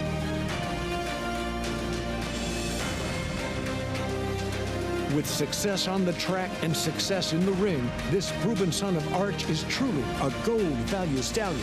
Blaine, standing at Claiborne Farm. Who you betting on? How about an app created specifically for horse racing? Naira Bets. We specialize in thundering hooves, fist pumping, and boosting your bankroll with robust weekly promotions.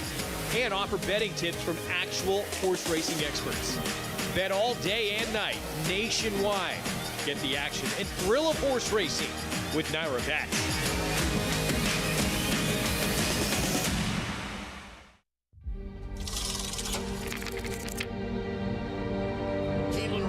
Is the most beautiful racetrack in America, hands down.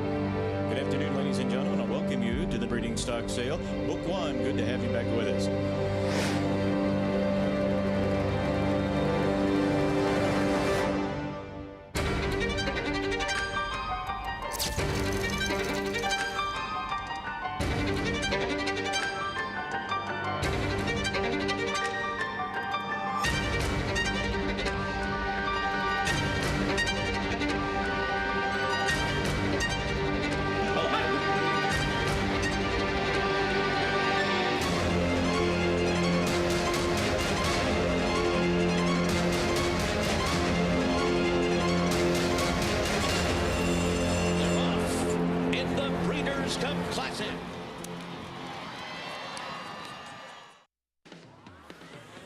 Great to have you with us on America's Day at the Races. Gorgeous day in Hot Springs. As always, coverage brought to you in part by Naira Bets. Bet any track, anywhere, anytime with Naira Bets. Get started at nairabets.com or download the app.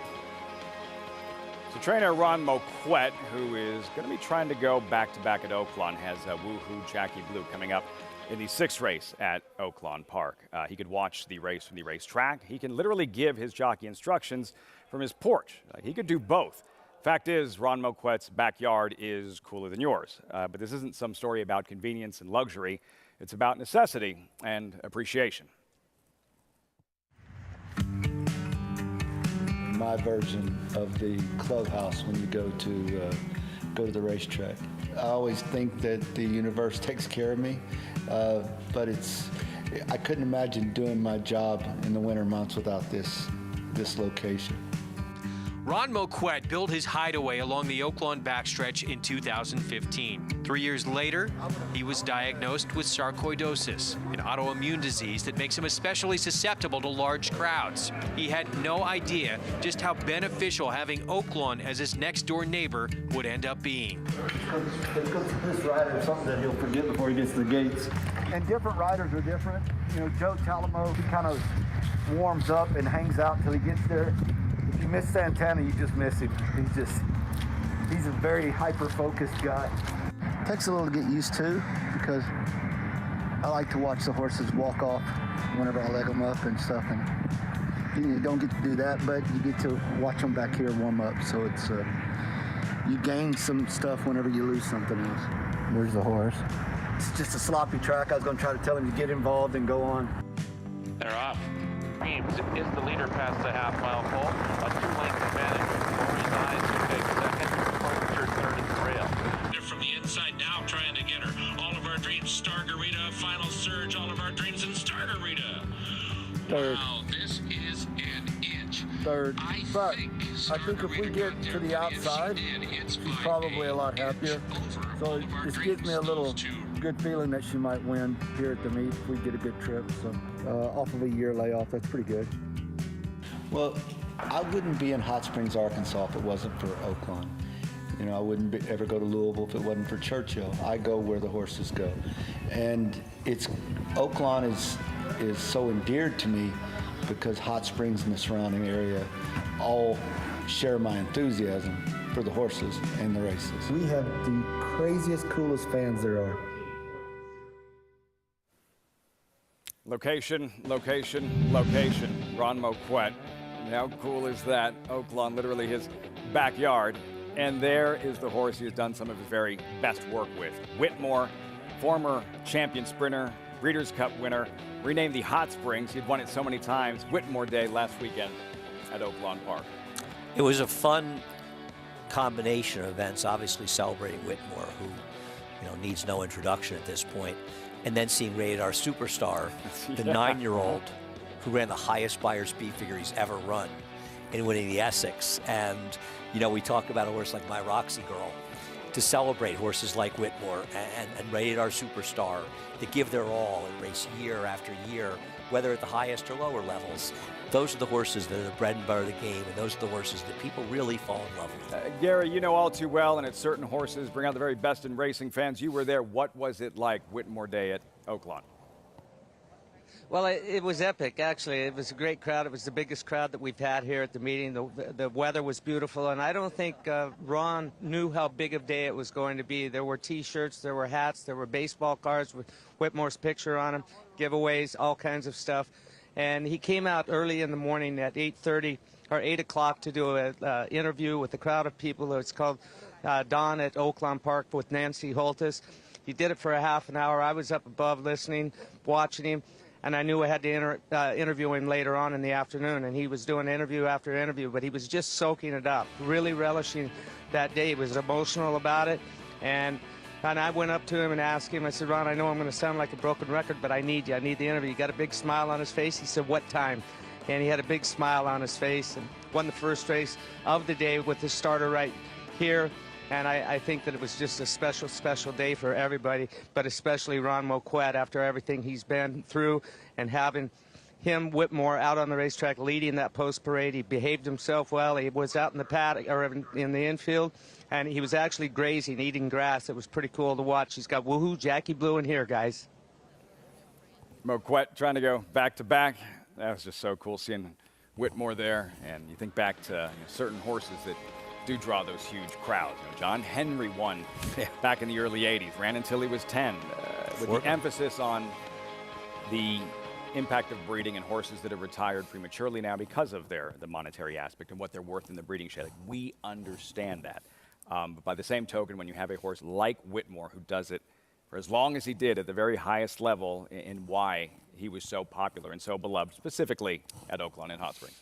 Yeah, well, I mean, isn't it one of the reasons people love Funny Side? Of course. Because they knew that they could have a long love affair with him, right? He wasn't going to be one date, He was going to be around for a lot of dates. And even though he wasn't as good as he was at the end of the year, Whitmore's one of these few horses. He tailed off a little bit last year, but for a long time, he was running very well. I mean, when the Breeders' Cup. Of which the previous November, yeah, right, he won the Breeders' Cup. So that's unusual. But those horses, even when Funny Side wasn't at his very best, Richie won a race on him, laid the Aqueduct meet. He beat me for a big score. I haven't forgiven him yet. He beat Golden Roses, I think was the horse. But those horses, you love them. And even if they're not running as well as they ran when they were younger, the love never leaves for them. And that's a great part of the game. Forgo, the first time I went to Belmont Park, was the Marlboro Cup of 1975. He lost to Wajima. He ran against Ancient Title.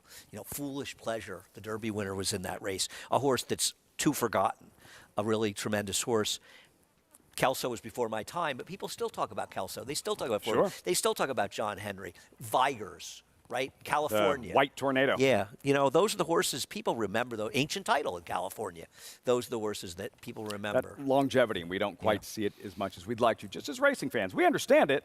We just like to see a little bit more of it. We would take the money off the table if we could. Yeah, right. Somebody tells you your car in the parking lot's worth $20 million. Chances are you're not driving it home. Bubble wrap.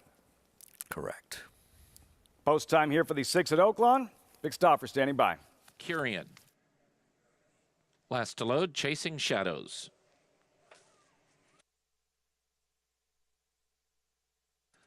They're at the post. They're off. Montgomery Park wins the break and goes to the front from Woohoo, Jackie Blue, and Gravitron at the rail. Then comes Megan's Clara, Epicurean, and Legendary Gift. At the back of the pack are Chasing Shadows and Fifth Risk. It is Montgomery Park and Gravitron up the backstretch. Montgomery Park a half length in front. Gravitron is second by 2 lengths to Woohoo, Jackie Blue, and outside of her goes Megan's Clara. Then comes Legendary Gift. She's fifth, but only 2 from the front and a length in front of Epicurean. Fifth Risk has 4 lengths to make up. Chasing Shadows is the trailer, and the leader is still Montgomery Park, but Woohoo Jackie Blue is on the attack. Montgomery Park just ahead in front of Woohoo Jackie Blue in second. Then a 4-wide Epicurean moving up outside of Legendary Gift. Still in with a chance, it's Megan's Clara. Many chances top of the stretch, and it's Montgomery Park back in front. Epicurean is running a good one, but Fifth Risk is charging down the center of the racetrack, and here comes Fifth Risk after Montgomery Park and Epicurean. Montgomery Park, Epicurean between horses. Fifth Risk to the outside. Montgomery Park, Epicurean, Montgomery Park. Montgomery Park beat Epicurean. Fifth Risk was third. Woohoo Jackie Blue finished fourth.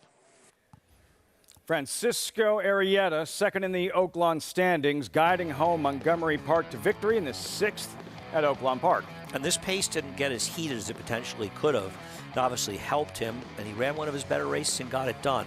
I got to tell you, I was rooting for Epicurean a little bit. Giovanni Franco has really won me over, not just as a rider, but he was on Twitter the other day. Somebody had criticized one of his rides, and I didn't completely disagree with the guy. And the guy didn't do it in a nasty way. Right. On a horse he felt that he should have been more aggressive with. And Giovanni came on Twitter and explained very nicely, didn't say, wasn't rude at all. And he said, I don't think you understand with the horse, and explained why, in fact, the horse didn't get exactly the ride it did. And in a really professional and positive way, and it goes such a long way. Significant. It's important. Use social media to bridge the gap between the fans and the horsemen, the jockeys, the trainers, in a positive way. The person wasn't disrespectful, and Giovanni is incredibly professional, and I can't say enough about how much respect I have for him. That's a pretty good mentor out there at Oaklawn, Giovanni Franco. Yeah, he's obviously not listening to Gary, so I give him credit for that too. You're just going to have to settle for second at this one. Epicurean, too much Montgomery Park in the end.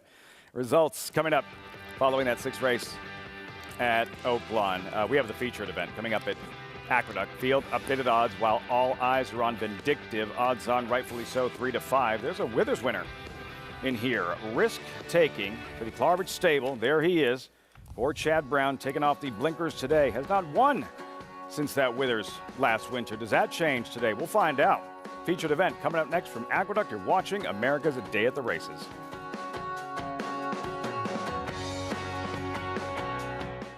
They say breed the best of the best and hope for the best. Macoma broke well on the outside. But you don't expect to get speed like this. Is Macoma the one to catch? Macoma has a 5-length lead in this grade 1 corner.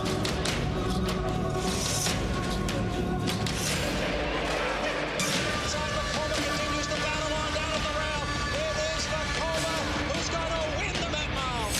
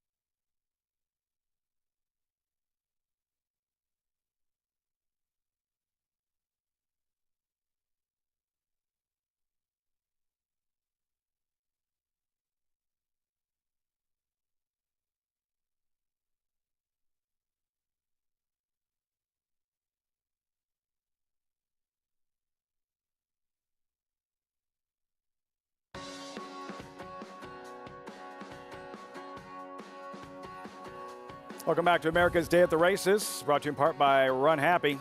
Champion sprinter, always race, medication free, stands at stall 1 at legendary Claiborne Farm. 6th race in the books, Oaklawn. How about Montgomery Park? Turning for home. On the inside, finds another gear, able to repel all chargers with Francisco Arrieta in the saddle. And when you're riding with the confidence that Arrieta and Cabrera are riding with, you make the right moves. And in his case, because he was the inside of the speeds, he had no choice. I mean, he could have misridden the horse, but he's got to be aggressive. And it really paid off. And he and Cabrera, you know, I understand that Santana will probably leave. He'll probably ride some in Keeneland. He won't be there as much. So maybe they would have gotten it anyway. But the fact that they've held Santana at bay the whole meet, it's not a knock on Santana. It's a tribute to how well they've ridden. It had gotten to a point where you don't really bother checking the standings because it's going to be Santana, right? 8-time Oaklawn riding champ. Yeah. Currently in 3rd. And yeah, incredible meets from Cabrera there, Arrieta in 2nd, Montgomery Park 1660 over Epicurean, and 5th Risk. Franco too. Franco's ridden very well. He hasn't as many chances as these guys, and he's really ridden well. Solid meet. And how about this feature race at Aqueduct with an $84,000 purse, older horses, mile and an eighth, $62,500 allowance, optional claimer. You're looking at Vindictive. Maggie's in the paddock. What do you notice seeing Vindictive Maggie here 3-5, making his 4-year-old debut? Lafitte, like he has not been away from the races for 4 months, that he looks much the same as what he did last fall. Really, really fit. But as you mentioned, this is his 4-year-old debut. I wish he had filled out a little bit across his top line, especially. And watching his workouts from Palm Beach Downs, he's been working with some nice company, but some nice turf horses. He's the regular workmate of Colonel Liam, who's out in Dubai, and his last work came against a Group 3 winner in Europe by the name Toro Strike.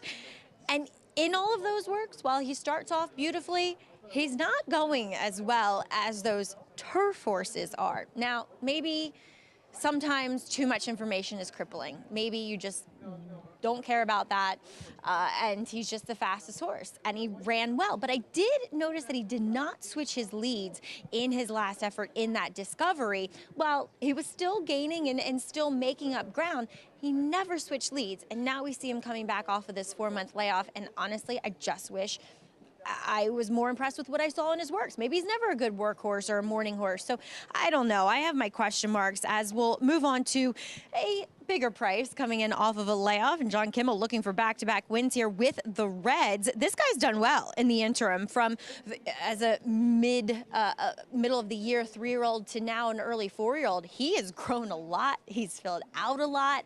I love what I'm seeing here with his disposition. He's forward. He's nicely on the bridle, indicating that he's sharp, but 9 furlongs in which this is the distance he wants. It is a tough task coming in off of a layoff, and he just looks as though he'll benefit from a race. Just lacks a little bit of definition overall, but I'm excited to see what this guy does getting back to the races today, as I do think that risk-taking, he's the one you want. This is a horse that I think needs a start when he comes back off the bench. I remember when he started his career, he was a bit disappointing. Then they tried the turf, and then finally, in that 3rd start, he finally looked fit. I thought he didn't look that fit coming in from the May to August layoff. I didn't see him in the paddock last time, but I feel as though Mig was here, and he said that he looked as though he would benefit from a start.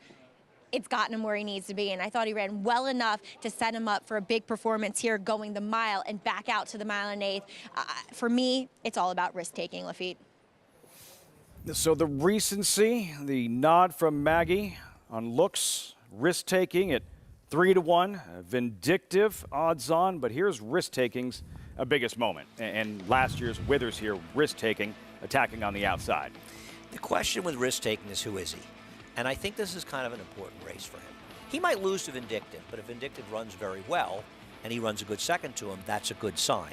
And this is a horse that a lot of people thought was a real Derby horse, and I didn't particularly think he was going to win the Derby, but I didn't think it was impossible to suggest he could move forward to do it. He wins the Withers. He runs an 89 buyer. He looks very good. He's favored in the Wood Memorial. He stinks the place up. He goes to the Preakness. He's even worse. Now, I'll say his race in Saratoga was not bad. He's facing older horses. That race, the pace held together. The Saratoga 9 furlong race around 2 turns, the pace held together in almost all of them. Closing was very hard. And he didn't run badly running the 89 Beyer. Last time out, okay, it was a quick pace, but he was making his move on the outside. All the running was being done down on the inside in that race a bit that day. So I don't think he ran that badly. I'm very happy to hear that Maggie likes the way he looks. Chad Brown's, I mean, he's winning at almost 50% at the meet. I don't take Vindictive lightly, don't get me wrong. But I think Vindictive, I think the gap is a little bit closer because I'm not sure Vindictive has proven yet he's as good as his Discovery. He runs his Discovery or builds on it. He's not going to win this race. He's a threat in big races going forward. I still want to see it to believe it, as he just took a big punch down to 1-5. 1-5 here, Vindictive. And statistically, we'll get to the Todd Pletcher stats, but let's go back to that Discovery here that you were just discussing. Not the best start, and there's Vindictive winding up on the outside in that Discovery. And he's not losing to some bumps here. I mean, Miles Diu won it. He's going to go to Oakland Handicap, where he'll probably be one of the favorites. Speaker's Corner is a mile and 1/8, a bit far for his best, yes, but he's still a darn good horse that's going to be favored in our Carter, the Grade 1 Carter here on Wood Day, and he's run 2 bang-up races down in Florida, and he was running at these horses. Not quite as good, but no embarrassment to finish third, beaten about a length. And the layoff, in terms of Todd Pletcher statistically, what do the stats tell us? Well, I wanted to take these apart. This is at NYRA. These are not great Todd Pletcher numbers because he's got good numbers off layoffs. His numbers are okay overall. He's 25%, $1.47 ROI with route layoffs. NYRA, he's only 5 for 34. And let me give you some parts of this. Horses under even money. He's just 2 for 5. And this is a trainer, Todd Pletcher, is exceptional with favorites. 2 to 1 or under. 3 for 15 with an 80-cent ROI. So there have been That's surprising. Some Vindictives in there. And they're not winning at the level you want to bet a 2-5 shot. And what that says to me is that some things that Maggie sort of hinted on, right? Maybe he'll need a race. Maggie didn't think he'd grown up a lot. Neither, Maggie and I feel like she's going to pick risk-taking with me. Neither one of us are going to be surprised when this horse wins. But I think there's some reasons to be concerned that he's got to show us he can move forward. And I'm a little concerned that he won't. And I think risk-taking will. Maggie not wowed physically from what she saw. Vindictive 2-5 here. Have riders up in a moment for the Friday feature at Aqueduct. 8 minutes out and risk-taking and the familiar colors of Seth Klarman there with Eric Cancel or Chad Brown. You think back to that Preakness because it looked similar to Cloud Computing, the pattern, the Wood Memorial, skipping the Kentucky Derby, and then running in the Preakness. We saw what Cloud Computing did. Risk-taking was not able to duplicate that feat. But big things were expected from him, I thought, in that Preakness, and it just, we haven't seen the withers, or we haven't seen that type of performance yet. Now, wait, like you said, this is a pivotal race for risk-taking.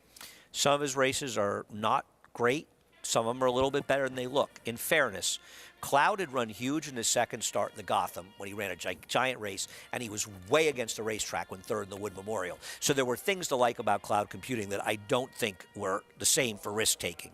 This is a pivotal race for him. He doesn't have to win, but he needs to run well to suggest that he could have a decent 4-year-old year. He's been training with early voting. This year's Withers winner getting ready for the Wood Memorial. We'll see risk taken again in the post parade. We start with Mo Gotcha, 26-1 with Heeman Harkey. He's going to the front here. There's no doubt about it, and that helps horses like risk taking because he doesn't have the speed to be close. But this horse is unlikely to win, but he puts speed in the race. Famished, easy winner last month. First after the claim, packed quick. And he's got to go along with Mo Gotcha as he stretches out off the claim. This is a big move up. Breeders' Cup Distaff winner, Stop Charging Maria's half-brother, Vindictive. He hasn't done what she did, but he has the potential as a 4-year-old to be a real player in some very good races. Kendrick Carmouche winding him up to Boss, the less heralded of the Pletcher duo. Yeah, he finished 4 lengths behind risk-taking last time out. You almost wonder if Todd put him in here just to make sure this race went for Vindictive. Risk-taking, blinkers off for Chad Brown. I think he's going to run well today. Chad has very good numbers, Chad Brown, with blinkers off, but most of them are with maidens, so I don't really look at the stats that closely in that case. Number 6, the Reds, Flanagan Racing. Not great stats for John Kimmel coming off layoffs. You saw his winner last race, needed her last race. I like this horse. I agree with a lot of things Maggie said about him. I just think, like she said, it's a tough task off the layoff. Pretty good year, number 7, who just missed at 16-1 in his 6-year-old debut. He was unlucky. He blew the brake last time out, or he probably would have won that race. Jose Gomez in the saddle, putting the gate in place for the same distance of the Wood Memorial, mile and an eighth. The Friday feature, $62,500 allowance optional claimer, 3-year-olds and older. Jonathan, you singled Vindictive in that late pick 4 earlier. I did. And here's the reason. I touched on it a little bit. Obviously, risk-taking is a very viable alternative. He's got big races. He's got nice figures. His style, I'm not crazy about in terms of who his main competition is. It is Vindictive. Vindictive doesn't have to have the lead. Vindictive can sit off of horses, is going to be forwardly placed.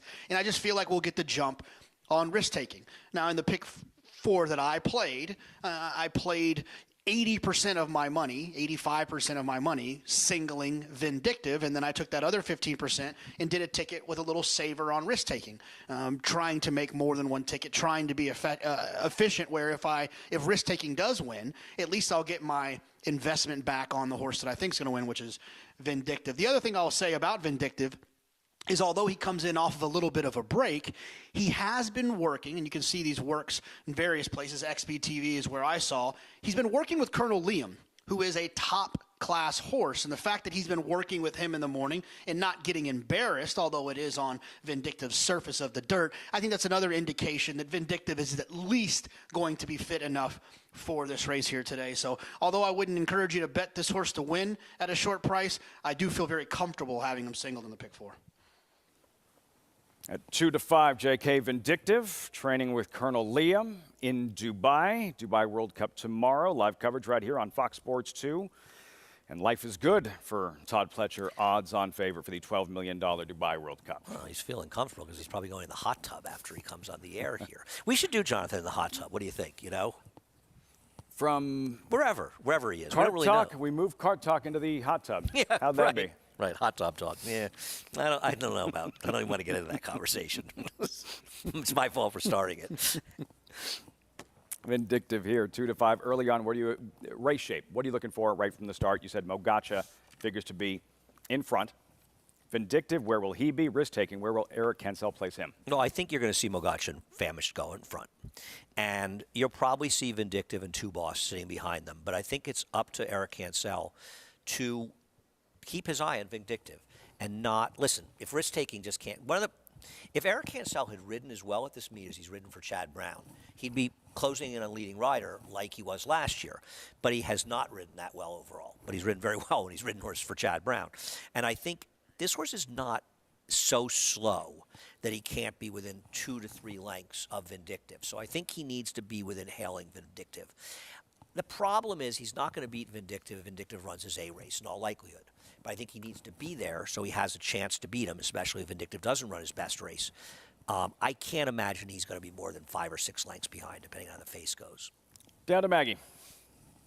And Vindictive definitely got that big warm-up that he does typically get. And a horse that, I think in Discovery they had learned from the previous start when he was hard used and kind of on this chase and just he was used up by the end of that mile and a 16th at Belmont. So therefore they kind of took the let's sit back tactic, and it was fine.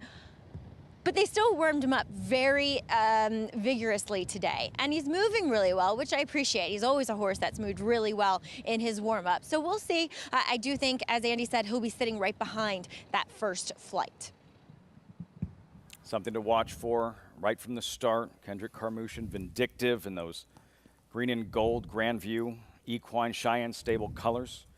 1 to 2. We touched on this at the top of the show, Andy, but what this could mean for these older horses moving forward that do perform well in this Friday feature at Aqueduct. Well, I think that everybody that has a potential horse this time of the year, you want to get to a race like the Whitney. Obviously you want to get the Breeders' Cup Classic, but the Whitney is, forget about the Breeders' Cup, the Whitney is the most historic race around the country. It's one of the biggest races, been around a long time, enormous prestige. Now, whether or not these horses end up being good enough, it could be a pipe dream for some of them. But I don't think it's unfair to dream. It's March. Absolutely. And we've seen horses run in those races, be effective in those races, that if you told us in February or March he's going to be in there, you would have said, no, put the pipe down. There's got no shot. Yeah. So by the time we get to the Whitney, we know who all of those horses are. In many cases, these are the races that if a horse is made that significant jump, that progression, sitting on these are the races where you first see signs of that. Of course, absolutely. I have to think, I'm thinking about distance races. I'll give you a race where you could see horses that run well, whether it's Vindictive or risk-taking or anybody, to be fair. How about the Pimlico Special? A mile and 3/16 on Preakness Sure. weekend, right? Was that about 6 weeks from today? 6 or 7 weeks from today? About 10 weeks, I think. Yeah. No, 8 weeks. No, yeah, you're right. 7 weeks. Yeah, Yeah. So I think that makes perfect sense. That's a race they get going because there's good timing from that to get to a race like the Suburban. So I imagine the back of Todd Pletcher's mind, and I think Chad Brown's thinking with risk-taking. I'm not saying they're confident they're going to get there, but those are the kind of races that make sense for these horses. I think back to Blame's 2010 season, and when he ran, the Pimlico Special didn't exist at the time. I think it was the Schaefer, the handicap race on the undercard of the Preakness Stakes, and the way he won that race and some of the excitement. We know he was okay, but we didn't know the kind of improvement that he had made. And then the run he went on shortly thereafter in races like the Whitney and the Jockey Club Gold and the Breeders' Cup Class of the Foster, and the only horse ever to beat Zenyatta. And winning races without having perfect trips. When he ran down the Todd Pletcher horse in the Foster, he was against the grain of the race. The race had a slow pace. He beat Quality Road, the tremendous Quality Road, with a slow pace, closing and coming and beating him. When he beat Zenyatta, that race collapsed. He moved into the teeth of the race collapsing. Zenyatta was a beneficiary under a great ride by Mike Smith of the race collapsing. And I'm not saying to knock her, but Blame wasn't lucky to win a single one of those races. He won those races because he was the best horse in every single one of them. Champion older horse, Breeders' Cup Classic winner. So that's what we're waiting for. Who's going to step up? Who's going to move forward and perhaps throw their hat into the ring in terms of the older horse division here in 2022? It is post time for the 8th race, the feature at Aqueduct. Here's John Embrial.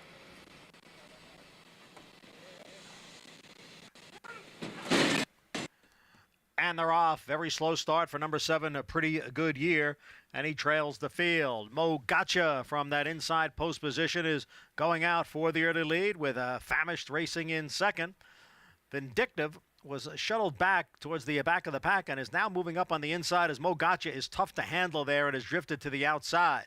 So it is Famished who has come away with the lead. Mo Gotcha on his outside. Vindictive is down at the rail. Two Boss the Gray is alongside. Then it's Risk Taking and the Reds. They're together. And the trailer is Pretty Good Year in 7th. The opening quarter went in 24 and 4/5 seconds. It is Mo Gotcha on the outside and Famished down at the rail. Two long shots, heads apart as they race midway up the backstretch.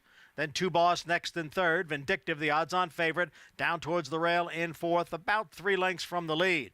The Reds is on the outside. Then comes Risk Taking in farther back. Pretty Good Year. Half mile in 49 and 1/5 seconds as they approach the half-mile pole. Famished and Mo Gotcha, they remain right together. And now it is Famished who has a narrow lead. Mo Gotcha's in second. Two Boss is on the move on the outside. Vindictive is down towards the rail and will need some racing room. Then it's the Reds and Risk Taking. It's Famished on the inside and Two Boss on the outside. 3/4 in 1:14 and 2. Vindictive is in third. The Reds is on the outside and being asked for more. Then Risk Taking as they head for home. And it is Two Boss. And here's Vindictive now, who is coming on the outside. Vindictive kicks in here in the final 1/8 of a mile. Vindictive is in front. Two Boss is now back running in second. Then Famished and the Reds. And it will be Vindictive at 3-5, coming from off the layoff to win here at the Big A. Second win on the afternoon for Hall of Fame trainer Todd Pletcher. Too much. Vindictive in the feature at Aqueduct. Yeah, he was just the best horse in this race, and he didn't run anywhere close to his best race. This is not going to come back a tremendous performance. It's a good way to start, and we'll see if he can build on it. In a way, a bigger story was that Risk Taking was dreadful. He got a pretty good trip. He just did no running until the race was over. And he did another thing. He's galloping out past horses. It's like when the race is being run, he doesn't want to run. When the race is over, he wants to run. This is he has just not taken that step forward. Vindictive, this is something, a good start to his year, getting the win. He can improve off of this. Pletcher running 1-2. Two Boss on the inside, securing second, well clear of the rest. Grandview Equine Cheyenne Stable with Vindictive, the Uncle Mo colt, and the first turn. Things kind of turned upside down with Mo Gotcha blowing the turn and some traffic there, but the favorite not impacted. Just too much Vindictive in the end. 3-4, 6-5 results. When we come back, what about that 3-year-old? Barber Road and his trainer John Ortiz, he's never had a 3-year-old like this. Getting ready for the Arkansas Derby has yet to win a race this year, but he's been right there. Ortiz with Barber Road and having a big, big meet, much to smile about at Oaklawn.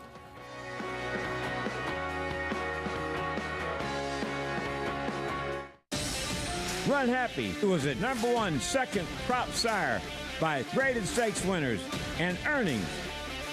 Run Happy is represented by Smile Happy, the Kentucky Derby individual future pool favorite. A leading dirt sire and now with an exciting Kentucky Derby hopeful. Call Bernie Sams now and book your mare to Eclipse champion Run Happy right now. Run Happy standing in stall 1 at Claiborne Farm. This season at Oaklawn, we've got more of everything. More of the top thoroughbreds in the world. More days of live racing. And the largest purses in our history. All at a completely reimagined Oaklawn. Come be a part of this historic season at Arkansas's only casino resort. Meydan Racecourse Saturday. The best horses in the world face off in the $12 million Group 1 Dubai World Cup. Watch and play the Dubai World Cup Saturday, live on FS2, noon Eastern, 9 a.m. Pacific.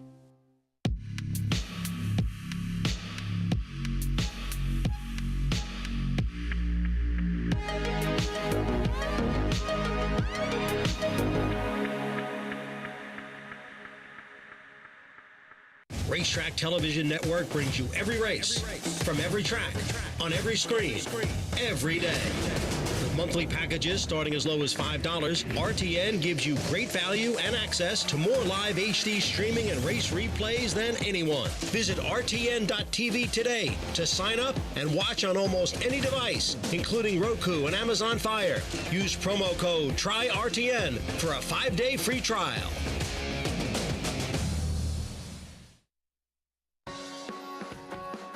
Fun day at Thoroughbred Racing. Welcome back, everyone. America's Day at the Races.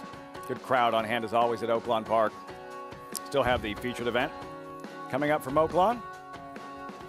And we'll wrap things up after the feature at Aqueduct. Vindictive, 2 wins, Todd Pletcher in New York. Oaklawn post parade for the 7th. Good maiden race here, mile and a 16th. 3-year-olds and older. We start with Great Heart, who hasn't done much running, Andy, in his first 2 races.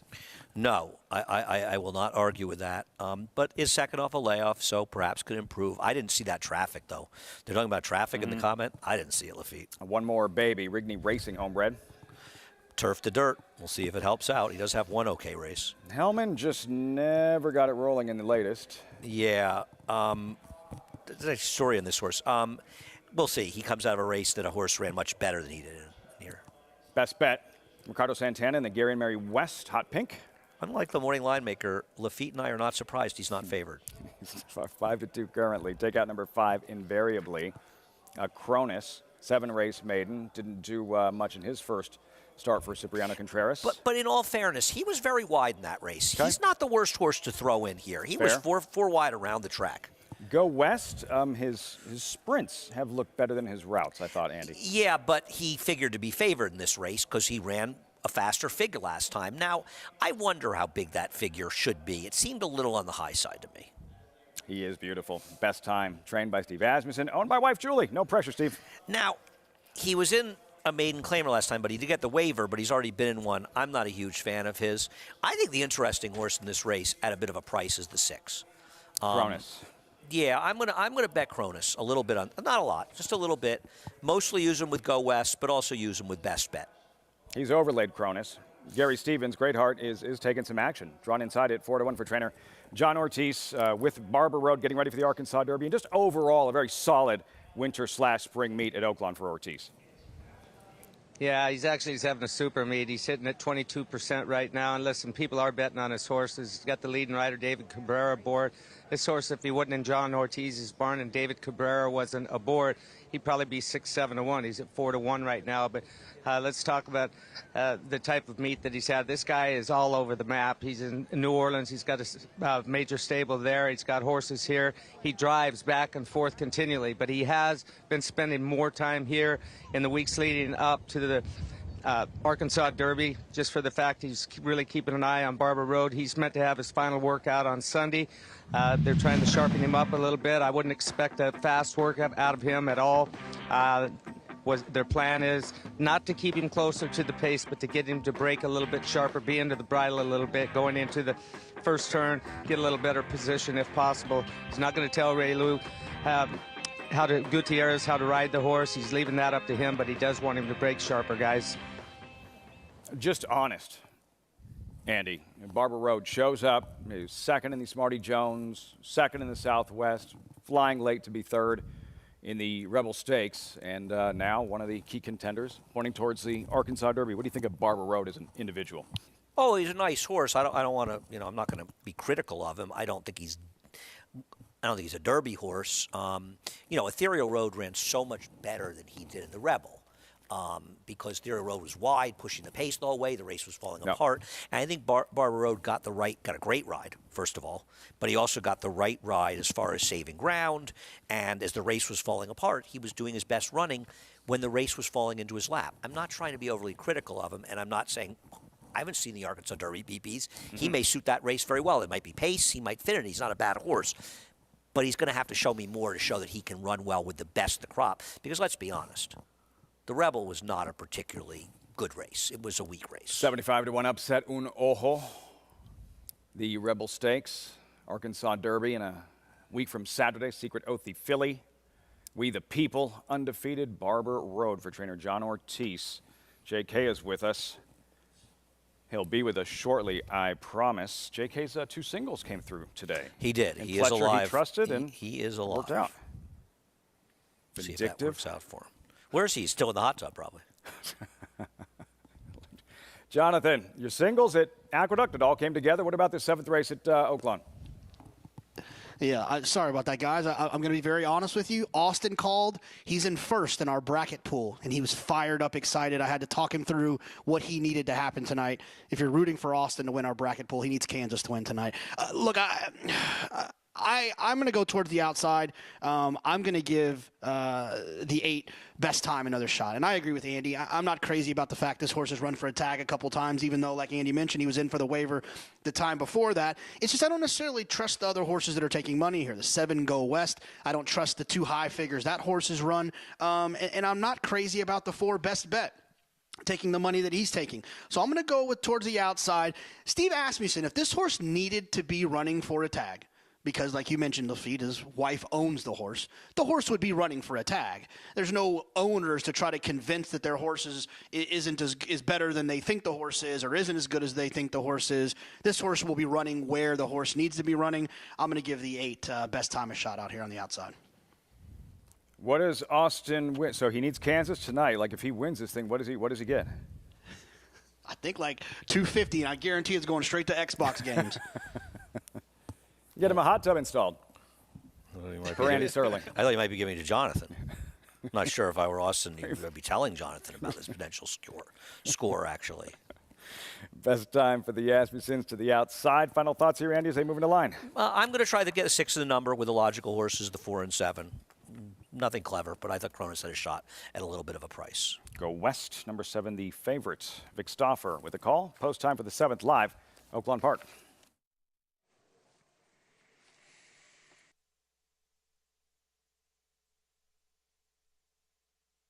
They're at the post. They're off. Slow start for Hillman. Greatheart is asked for speed, and so is Best Bet, and these 2 go very fast. Go West away 3rd. Then One More Baby and Best Time, followed by Hellman, the slow starter, and Cronus, the trailer. So Best Bet is the leader from Go West to the back stretch. Best Bet, 1.5 lengths. Go West is second, 3/4 of a length to Greatheart, 3rd at the rail. Best Time and One More Baby are together 4th and 5th, and about 2 from the front-running Best Bet. At the back of the pack are Cronus and Hellman. 7 lengths first to last, 5 furlongs from the wire, and the leader is Best Bet. It is Best Bet in front of Go West. Best Bet leads by 1.5 lengths. Go West is second, 3/4 of a length, as Greatheart stays at the rail in 3rd. One More Baby is now a clear 4th, and he's about 4 from the front, and he's 1.5 lengths in front of Best Time, who is joined by both Hellman and Cronus. Best time has dropped back to last as they leave the backstretch with Best Bet the leader. It is Best Bet, now a full 2-length lead over Go West, who now begins to come after him again. So Best Bet leads by a length. Go West is second. Great Heart is still there at the rail and now 2.5 off the lead with one more baby just outside. Hellman is fifth with 7 lengths now to make up. Top of the stretch, and Best Bet and Go West are the two.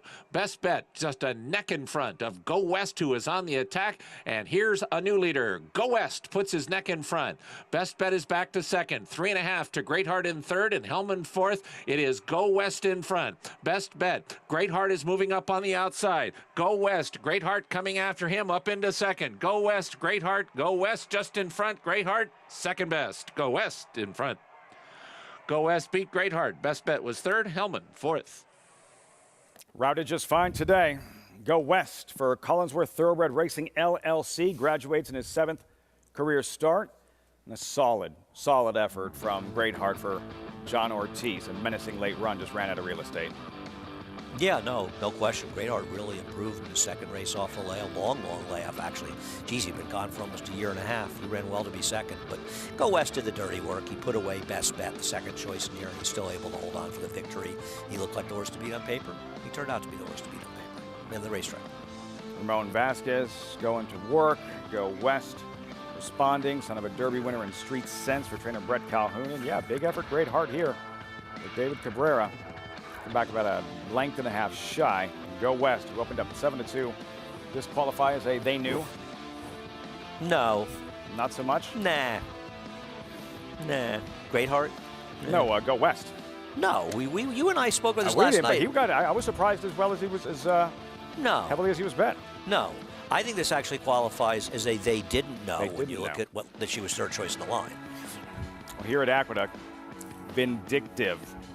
Risk-taking, started to gather momentum, far turn, angled out, empty in the stretch. Vindictive, though, odds-on favorite here, emerges with the lead and a second win today for Todd Pletcher at the Big A. And a nice last 8th of a mile, 12 seconds or so, so a good start for him, and it's on to bigger and better things. Todd will know he'll have to get a little bit better, but how much better does he have to get? We'll see. Grandview Equine, Cheyenne Stable, and Kendrick Carmouche. They pose for pictures. And in the Friday feature, it is Vindictive. 350. Good effort, Two Boss, and the Reds at 9-1 completing the trifecta. I agree. The Reds a little bit wide. Two Boss ran well. I agree. Nice efforts. Not a good effort for risk-taking, though. Time for you to do some math. Okay.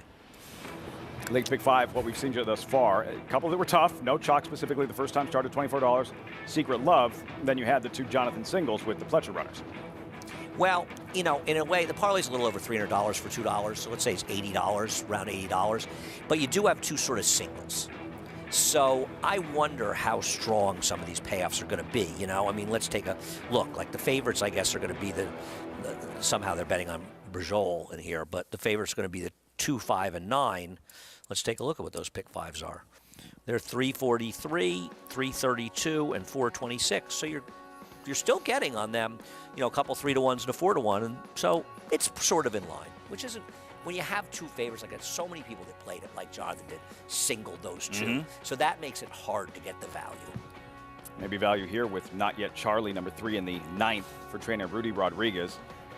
About to wrap up a 3rd consecutive winter training title at Aqueduct. Rudy Rodriguez. See if Not Yet Charlie can pull off an upset in the 9th and final at Aqueduct. Stay tuned.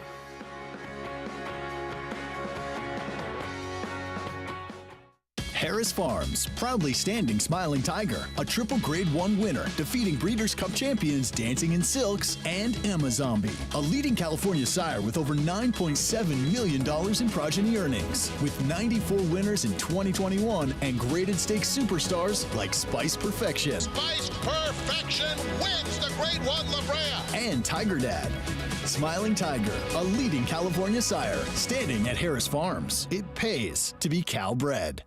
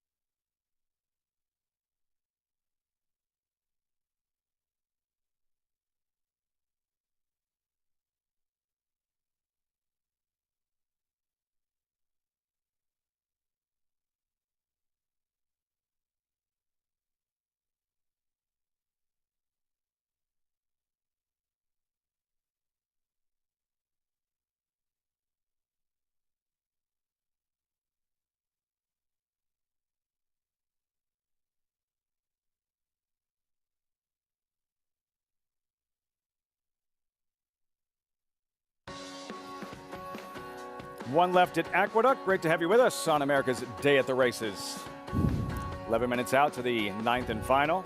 And for trainer Rudy Rodriguez, become a theme in the winters. There he is, earbuds in, signature look, working on his 3rd consecutive training title here at Aqueduct.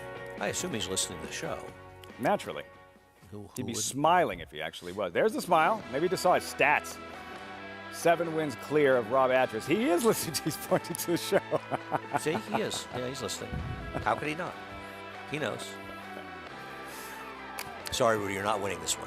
I hate to tell you. You hear that, Rudy? Andy says you're not winning this one. Bad news. You hear that? For you. No, he has no faith in the leading trainer at Aqueduct. No, I have a lot of faith in Rudy. I just have no faith in Not Yet Charlie.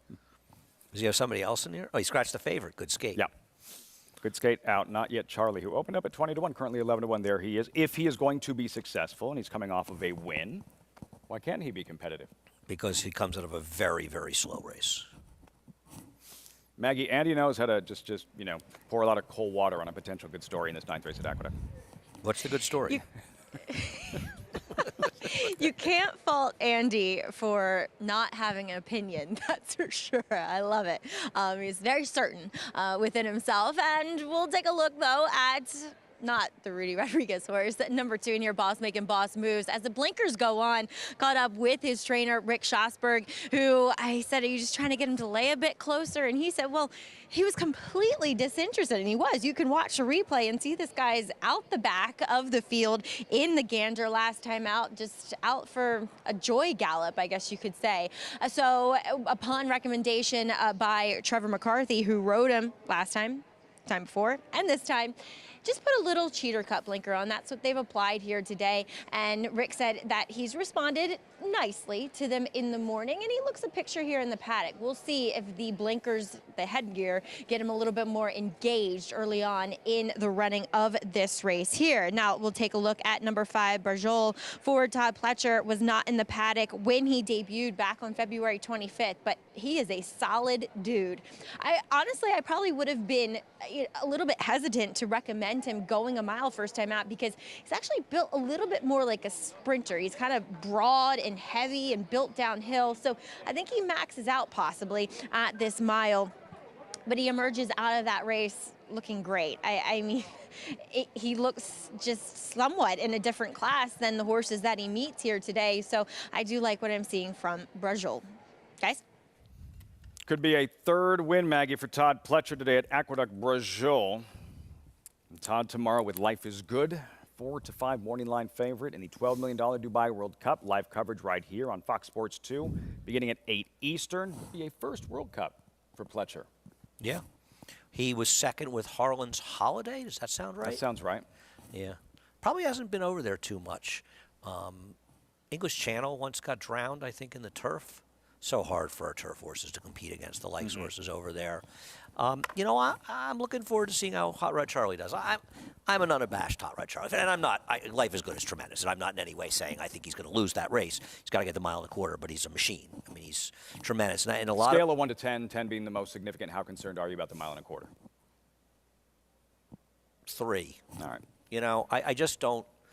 What has he shown that suggests he's not going to get the distance? You can't always gauge how a horse is going to run at 1.25 miles based on what they do at 1 1/8. We see that every year with the Derby preps. But the way he won that Pegasus, everything he's done thus far, if something beats him tomorrow, maybe it's an Arrowgate type start from the rail in the World Cup. But I'm not worried about the distance. And he's so good coming out of the gate. I mean, listen, anything can happen. Horses sometimes stumble, and it's just bad luck. And you hope that doesn't happen, obviously, to any horse. You want them to, if they lose, you want them to lose because they weren't good enough, not because they got unlucky. $12 million Dubai World Cup. We have a $55,000 nightcap here. Post-parade hot stepper, Dylan Davis. Easily beaten by the scratch favorite last time. Probably best thing he has going for him is the hot Charlie Baker. Looking for 2nd today. Will Boss making boss moves be closer today with those cheater blinkers? I think he's going to run a lot better today. A little bit of moisture still in the track won't hurt him. Ran very well 2 back. I like his chances and picked him. Andy loves Not Yet Charlie. Yeah, he's like a tremendous machine. I'd rather bet him at 12-1 than Brajol at 7-2. Not really, but. How about Red Revolution, Beast Mode Racing? Well, in fairness to him, he ran very well 2 back. He did not run a step last time. Who's the real Red Revolution? Brajol. 7-2 off that double-digit debut score. Yeah, people see horses win by 10 lengths, and they think that they're better than they are. If they looked at the PPs and the horses behind him, I don't think they'd be too keen on him. He's got to get better. Not that he can't. Number 6, My Last Mission for Juan Vasquez.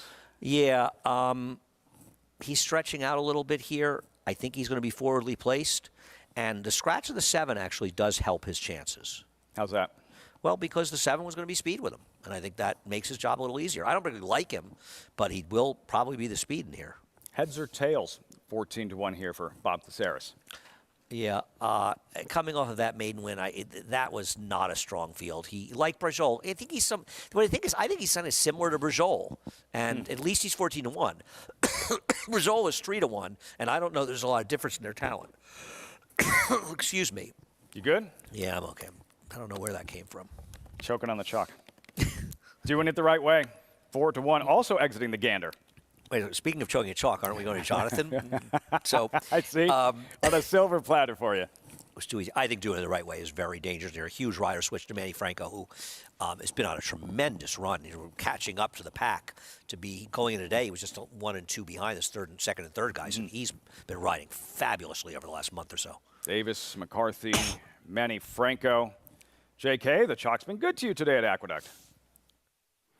Yeah, I mean, look, you got to take what the defense gives you. I think one of the mistakes horse players make very often is if you're playing multi-race bets, that is not the time in every leg to go value hunting and try to make that smart, positive EV play where, yes, I understand that taking 2-5 on a horse like Vindictive is not a winning way to bet to win in this game, but if you're using a horse like that and singling in a multi-race bet, there is a way to do it. And I think some might even argue, especially me, that when you try to spend a lot of money beating horses like that in multi-race wagers, that is also a play that could lead you down a path of being a losing horse player. So, you know, it is what it is. It doesn't always work out, but you take what you can get. And I think if you played the pick 4, you're looking at least a double of your money. I think the lowest payout being $30 on a $12 ticket. So that's not too bad. It's better than a poke in the eye. I'm going to go with the 9. I spread in here, but I'm going to go with the 9 towards the outside, just on the class drop.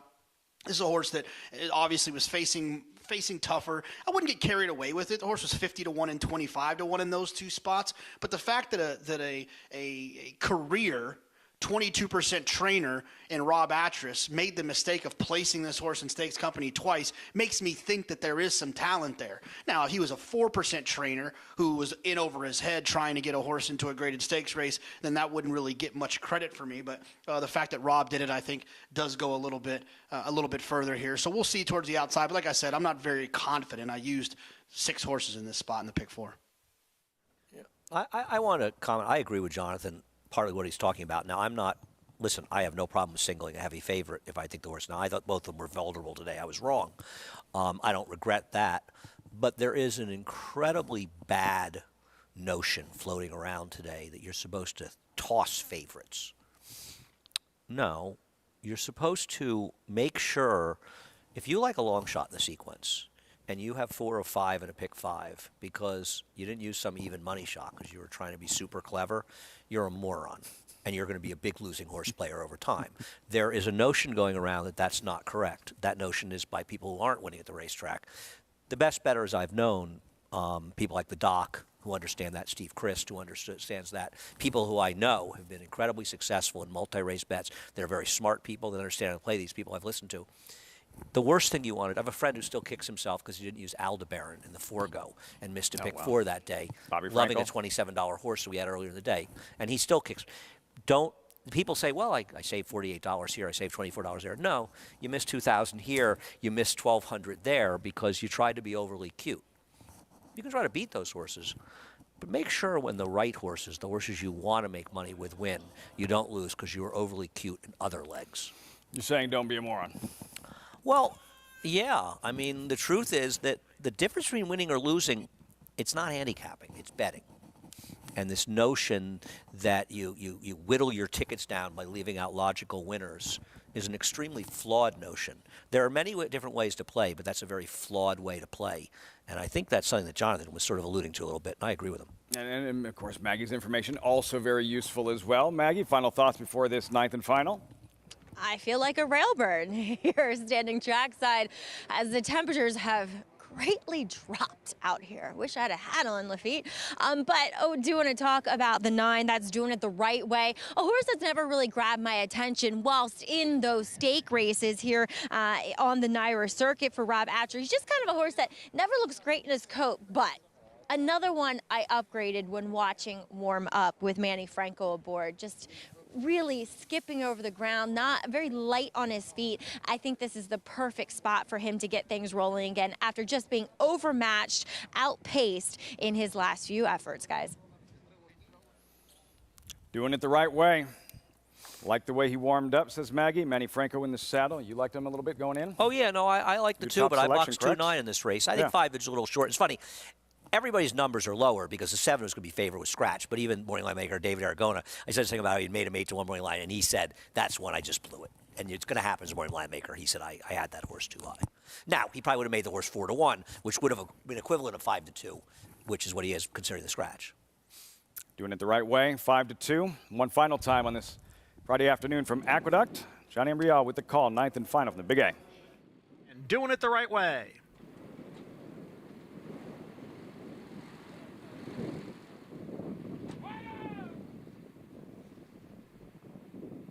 There in the gate.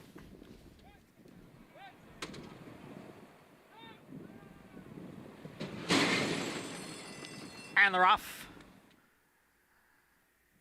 There's Red Revolution along with Not Yet Charlie.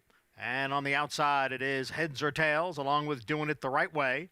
Brajol was off a bit awkwardly and appears to be a bit tough to handle there as they cross over now from the chute to the main track. It's Not Yet Charlie on the inside who takes the lead now from Red Revolution. Heads or Tails runs in 3rd. Doing It the Right Way on the outside in 4th. Brajol now seems to have settled down there and is moving up from 5th. Then comes My Last Mission and Boss making boss moves and a big break back to the trailer. Hot Stepper in 8th. The quarter went in 23 and 1/5 seconds. It is a battle up front, Heads or Tails on the outside and Red Revolution on the inside. They are heads apart for the lead as the Not Yet Charlie drops back, passed on the outside by Doing It the Right Way, who has moved into 3rd. Then it's Boss making boss moves, and now gaining ground quickly on the outside is Brajol, the half in 46 and 4/5 seconds, midway on the turn. It's Heads or Tails, Doing It the Right Way, and Brajol. Those 3 right together. Red Revolution has dropped out of it. Boss making boss moves is next as they come into the stretch. And on the inside, it is Heads or Tails, and on the outside, Doing It the Right Way. And then Brajol, Boss making boss moves down towards the rail. Doing It the Right Way, trying to hold off Brajol as the 2 of them hit the 16th pole together. Doing It the Right Way with the lead. Brajol driving on the outside. They come on for the finish. Doing It the Right Way, got it done. Brajol was 2nd, then Boss making boss moves. Warmed up well and then performed well. Doing it the right way in the 9th and final at Aqueduct, 5-2 at post time. Yep, it's a very logical horse. Got the right trip with Manny Franco, much more engaged in the pace, and I think that's the difference Manny made than the prior rider.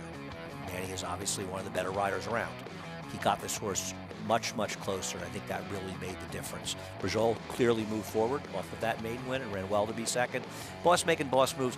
You know, I wonder a little bit if Trevor, and I'm not, knocking him, I wonder if he would probably say, I was worried I was losing position early, and then I asked him, and he kind of made too close, and for a horse like him that's got a big kick, it's tough to make that move early and then expect him to finish like that. He probably was 3rd best anyway, to be honest, but I think in retrospect, he's better off just sort of sitting back and making that one run.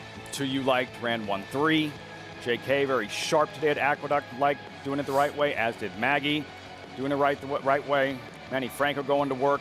Late charge, Brajol, but doing it the right way. Digs in, finds another gear, holds on at 5-2. 3rd lifetime win, first here at Aqueduct. 9-5-2-8. We'll wrap it all up from Aqueduct when we come back, and it's time for the feature at Oaklawn. Horses are in the paddock. There is home base for Cipriano Contreras, the 7-year-old seeking a 10th lifetime win. That's next with a $107,000 purse in the feature in Hot Springs.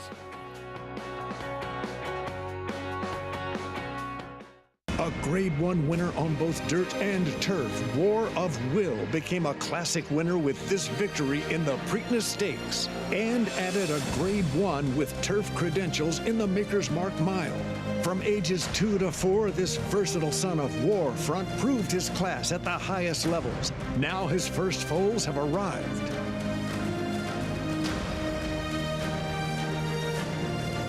War of Will, standing at Claiborne Farm. Who you betting on? How about an app created specifically for horse racing? Naira Bets. We specialize in thundering hooves, fist pumping, and boosting your bankroll with robust weekly promotions. And offer betting tips from actual horse racing experts. Bet all day and night, nationwide. Get the action and thrill of horse racing with Naira Bets.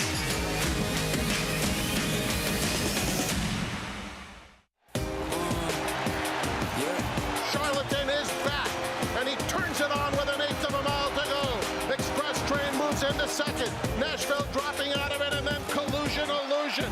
What a spectacular return for Charlatan, who will romp in the run-happy Malibu Stakes by 4.5 emphatic lengths. Charlatan, ultra impressive. It's a new day for a new king. It's America's original sport, and no one covers it better than America'sBestRacing.net. From the sport to the lifestyle, the best races, horses, and destination venues, cocktails, gambling, fashion, and more. America'sBestRacing.net is a sport for you. Live it, love it, bet it.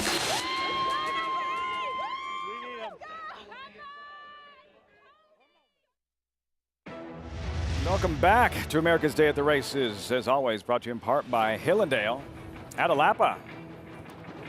Time for the feature at Oaklawn. $107,000 on the line. Quality sprint older horses.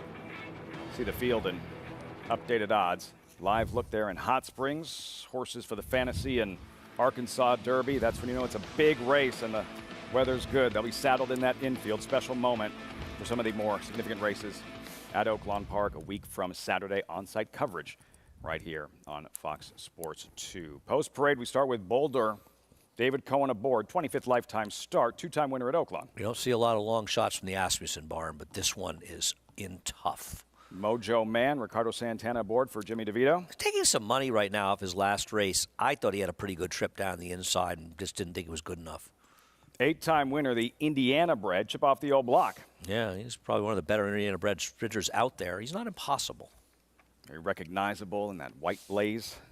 Currently 8-1 contender here, home base. The 7-year-old, son of a Derby winner in Street Sense, 9-time winner. He's in good form, and I you know, his last time was the time, but I can't knock him. Francisco Arrieta aboard, seeking another win on the Friday program. Top Gunner and David Cabrera. I like Top Gunner today. I think he's going to wire this field. Big scratch for him. Sound very confident. The 6 coming out takes out a major speed. He's got to go, Cabrera. He's going to go. He's going to wire him. Race shape changing. Quick Tempo is out. Lycan is in. 21-1 for Ingrid Mason. Yes, the scratch did not help this horse because he does not have any speed. Even money. Jalen Journey on the outside. Another 7-year-old, but lightly raced, just his 17th career start. I'm not knocking this horse. He's good. I'm not in any way saying I'm way against him or anything in here, but he is coming off a layoff, and sometimes they're going to need a start. He's a 7-year-old. The Asmussen barn does not have great numbers off the layoffs, these sprinters. Even money seems a touch short for him. Horse to beat, absolutely, but it seems a little tough. Too short for me. I'm betting the 5 to win. Gary Stevens, rest versus rust. Jalen Journey, what do you think? Well, when you look at his form, and I'm kind of picking apart, maybe doing too much picking. When this horse was transferred from Peter Miller by Rockingham Ranch to Steve Asmussen back in 2019, he'd had a layoff. He got beat off of that layoff. Then he had another 2-month layoff before he went to Dubai to race in the Shima Sprint over there. And he didn't perform he had one prep race. He didn't perform very well off of that layoff either. And that worries me. But when he's on the racetrack right now, I talked about at the top of the show, the horse has had 2 fast workouts for Steve, for the type of works that Steve Asmussen usually puts into his horses. They've been significantly faster than most of his horses. So that tells me sharp just how when he went by this horse is on his toes, getting a little bit warm, but it's a warm day. He looks terrific out there. I think if he does not run his race, it's Top Gunner that's going to beat him.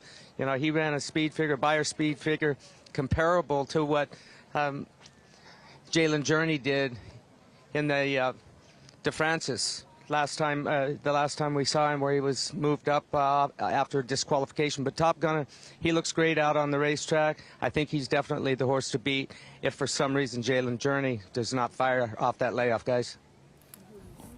Andy shares that same sentiment. Top Gunner still looking at Jalen Journey, so training well. You saw that DeFrancis dash last September, wonder where Craig was wondering where the competition was, and then he crowded Jalen Journey. By disqualification, the DeFrancis dash winner, Jalen Journey. And he's in the Golden Shaheen. Wonder where Yes. Craig is, I believe. Competing against Dr. Shivel. Somebody else, another decent American horse in there. I tell you a race we got to look at tomorrow. We got to look at the Dubai Duty Free. Maybe it's not the Dubai Duty Free anymore, whatever it is, Dubai Turf, whatever. Okay. Because we got to bet against Colonel Liam. You are dead set against Colonel Liam. He's not winning that race. And he's going to probably be favored in the American pools, or at least way too short a price. It's so hard and I'm not trying to knock him. He's a terrific horse, and I've always liked him, especially turf horse. But going over there and winning, he's going to be probably a fifth the price that he should be. I don't know what I'm going to look at, but I'm going to spend a little time on that. It's not about tonight. criticizing the horse. It's about an opportunity, perhaps presenting value. If he's overbet, the prices will be inflates your value. And Lord North will probably be favored, and he's the horse to beat. But I got to take a look. Maybe there's some Japanese horses to take a look at. I got to dig into that There's race. like 23 Japanese runners in the World Cup. It's incredible. Yeah. Well, 2 wins in the Breeders' Cup last fall. Unlike big representation in the World Cup. Top Gunner, who you and Gary like. And J.K., who's been locked in this afternoon. What do you think?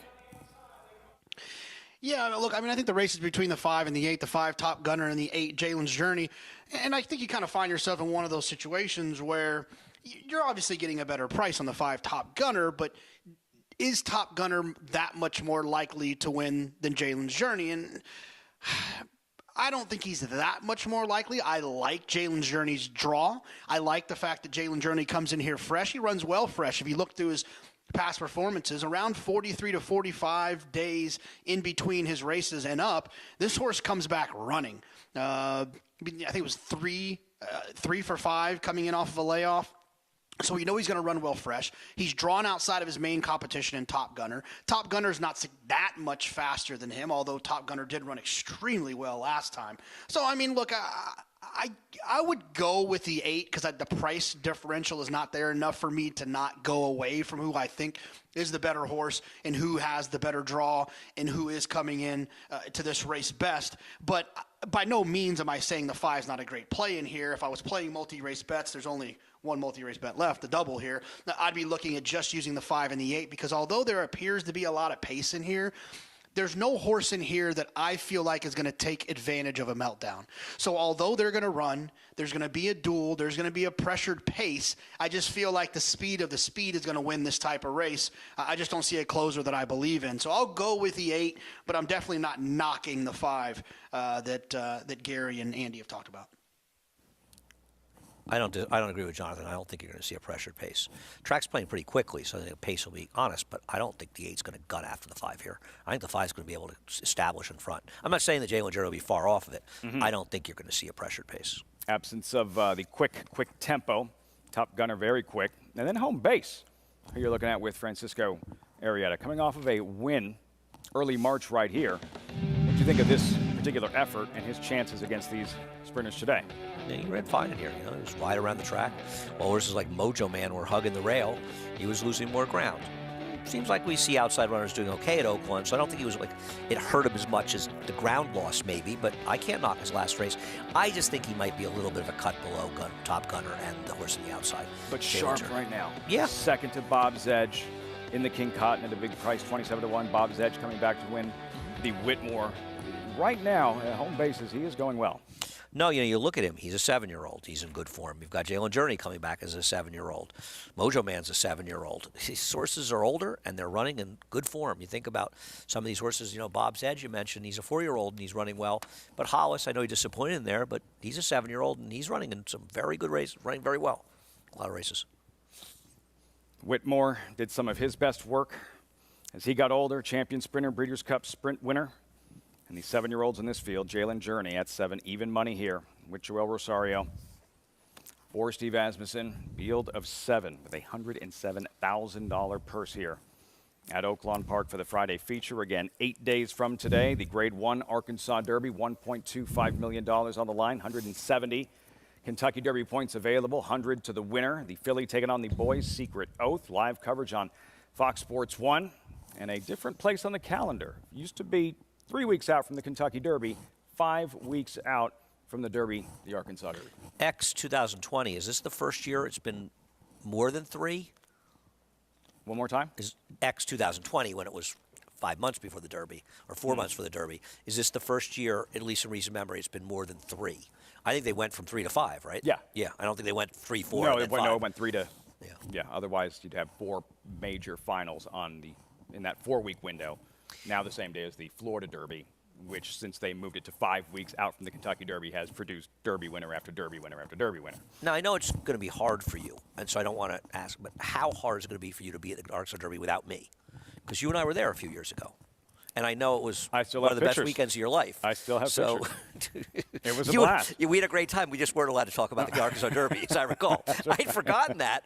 Somebody said Omaha Beach one. I said, that's right. I watched it at the bar with Tom Amos. Tom had taken that horrible beat. Remember the Oaklawn handicap? He had gotten beat in a photo. Lone Sailor lost to Quip. Yeah. We ran into him about 3 minutes after the race. You wouldn't even know he had a horse in the race. He wasn't even. It was amazing. Incredible. Yeah, and that was a tough beat. That was a tough beat. You got to see the statue of your favorite all-time racehorse, American Pharoah, and you were. It was an emotional. It was an emotional time for me. It was. Seeing that and then seeing Tom, it was an emotional weekend. Live coverage, we'll have it for you a week from Saturday. First things first, they're off at Oaklawn. Mojo Man and Top Gunner shows speed. Chip Off the Old Block and Home Base are close up. Lycan is next. Jalen Journey broke second to last, and the trailer is Boulder. It's Mojo Man and Home Base up the backstretch. Mojo Man a half length in front. Now make it a full length and a quarter from Home Base in second. Top Gunner is 3 deep in third. 2.5 back to Chip Off the Old Block. Boulder's at the rail into the outside Lycan, and Jalen Journey is last as they leave the backstretch with Mojo Man the boss. Mojo Man leads Home Base now just by a half length. Top Gun is 3 deep in third. He's got a chance. So does Boulder at the rail. Then comes Chip Off the Old Block, fifth, but only 2.5 off the lead. Lycan is next. Jalen Journey has trailed throughout. They line up at the top of the stretch. Boulder's trying to find a way through at the rail. Meanwhile, Top Gunner is outside of Mojo Man. Mojo Man a half length in front. Chip Off the Old Block splits horses. Boulder is flattened out at the rail. It is Mojo Man and Top Gunner. These two, Mojo Man leads. Top Gunner trying to get him. Lycan with a late charge. Mojo Man, Top Gunner tries him. Can't get by yet. Mojo Man, Top Gunner. Mojo Man. Mojo Man beat Top Gunner. It's close for third between Lycan and Chip Off the Old Block. Flashing that speed. Quick out of the gate. Mojo Man still strong on the gallop out. Ricardo Santana for Jimmy DeVito. In the feature at Oaklawn. A lot of credit to Ricardo Santana. He rode the way Cabrera should have ridden, and that's why he's Ricardo Santana. He seized control of a race where Top Gunner was the speed, and Cabrera was overconfident. I'm going to say he was overconfident. He thought, I'm on the best horse, and instead of riding the way maybe gave him his best chance, Ricardo Santana said, no, I'm going to go to the front, and I'm going to control. You think Cabrera and Top Gunner could have seized the lead if he wanted? I think he's faster than this horse, and I don't think he came out of there with a sense of urgency. And I think that Ricardo Santana kind of hoodwinked him into thinking, and I think that Cabrera was confident. Listen, he was riding a good horse. There's reason to be confident. But he's riding a good horse that's probably best if he can control. And in not being able to control, he gave Mojo Man. Take nothing away from Mojo Man, ran very well. But I think that Ricardo Santana being more aggressive gave him an edge in here. 8-time Oaklawn riding champ over the current leading rider in the standings, Santana, with a victory. Mojo Man, Oaklawn, meantime, the 9th and final at Aqueduct. Doing it the right way. Pulling away victorious with Manny Franco in the saddle. Third lifetime win, first here at Aqueduct. Yeah, Manny's been riding great and doing the right way, gets it done, and he was claimed by Mike Maker. Claimed by Mike Maker again. You like too. You ran 1-3. Maggie liked doing it the right way. Jonathan had him as well. And he performed accordingly. Right on top of that 5-2 shot. That's why we get the big bucks. Gaucho having to settle for second. Boss making boss moves. 9-5-2. Fun day of racing here at Aqueduct and getting ready for a exciting weekend. Yeah, it should be fun tomorrow. I'm looking forward to spending some quality time with you, the show. Be on like all 42 day. stakes races and Yeah, we have 147 awesome. Stake races. So the thing, what do we say? It paid around $80 and around $740. So around parlay was around $300. Paid better than the parlay. You got good 25 to 30% better if you did the actual parlay with two horses that many people singled like Jonathan did. That's the big five, not the big four. 9 up and 9 down from Aqueduct, but the show does continue. Live racing from Oaklawn Park in Florangeroux. Star Rider. How much do you know about the reigning Kentucky Derby winning jockey? Much more on Giroux as America's Day at the Races rolls on. It's 1,000 words fighting back, coming down to the finish. If a picture is worth 1,000 words, this is one stunning picture. 1,000 words just in front. 1,000 words wins the Robert B. Lewis. Honor EP is full out now, second on the outside. And they're coming down to the line, and 1,000 words has done it.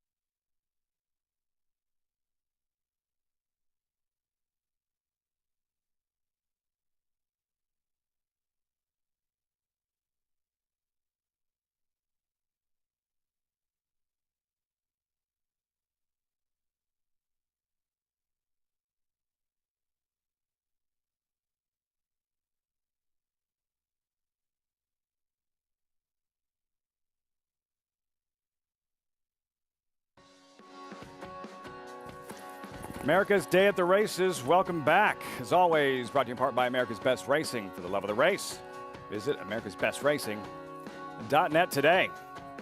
A mojo man, he had the mojo working. As Andy mentioned, it was Ricardo Santana seizing the opportunity, taking the lead. Instead of Top Gunner there trying to reel him in late, but Andy at the end, Mojo Man digs in, fends them all off to rack up a 10th lifetime victory for this now 7-year-old. Yeah, and I think it's more Santana's aggressive riding. I don't want to be Tuareg Cabrera. Santana saw the opportunity, and he said, I don't think anybody thinks I'm going. I got an inside post. I don't want to let them. I'd rather lose by being aggressive than in this situation. And he really, this was the Ricardo Santana that we know and love. As Richie Migliore always says, as you look at the paths, 13-1 at post time, 29.40 Mojo Man. Tough to make up paper. He's always willing to forgive a rider when he's just watching races and critiquing races and riders.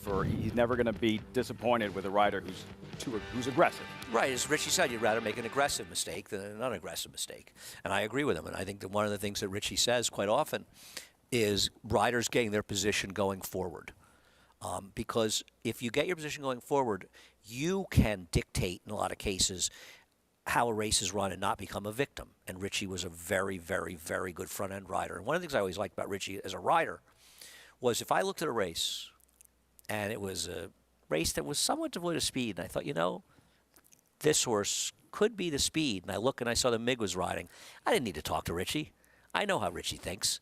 I know Richie looked at the race and he thought the same thing to himself. And that's when he was extremely good. He was the guy who always knew I have a chance to dominate in the front end in a race where the pace is murky. Aggressive riding. There's a star jockey by the name of Florent Geroux. He has become very good leaving the starting gate. Sometimes European riders, they'll get pigeonholed as specifically being very patient and very good on grass. Florent Geroux, and this is an interesting story, he talks about how he's become so much more adept at riding on dirt. Geroux, who is one of the finest riders in North America, last year's Kentucky Derby winning jockey by disqualification with Mandaloun, could have another big weekend this Saturday, tomorrow at Fairgrounds, riding Zozos in the Louisiana Derby, Turner Loose in the Fairgrounds Oaks. Florent Geroux, again, top-class rider here in North America, but a long, long way from where it all started. Florent Geroux grew up in France. His father was a jockey and trainer. He was the leading apprentice in France before coming to America to ride at age 21. Just thought I know I was capable of doing it, and I just felt like, you know, here in America, if you work hard and you give 110%, people are definitely going to give you a chance, you know. That's why I came here, and I work hard, and it pays off, and it's a team effort too, you know. I'm not the only one, you know. I'm working, you know, beside, you know, with my agent dog and all the trainers and the owner who support us, you know. So it's a team effort. Geroux first needed to learn America's dirt racing. He credits his winners in Chicago when he first came to the United States, when he learned the intricacies of riding the main track. It all depends on what kind of horses they give you, but like you said, you know, at first they give me a lot of like good horses. They were on turf.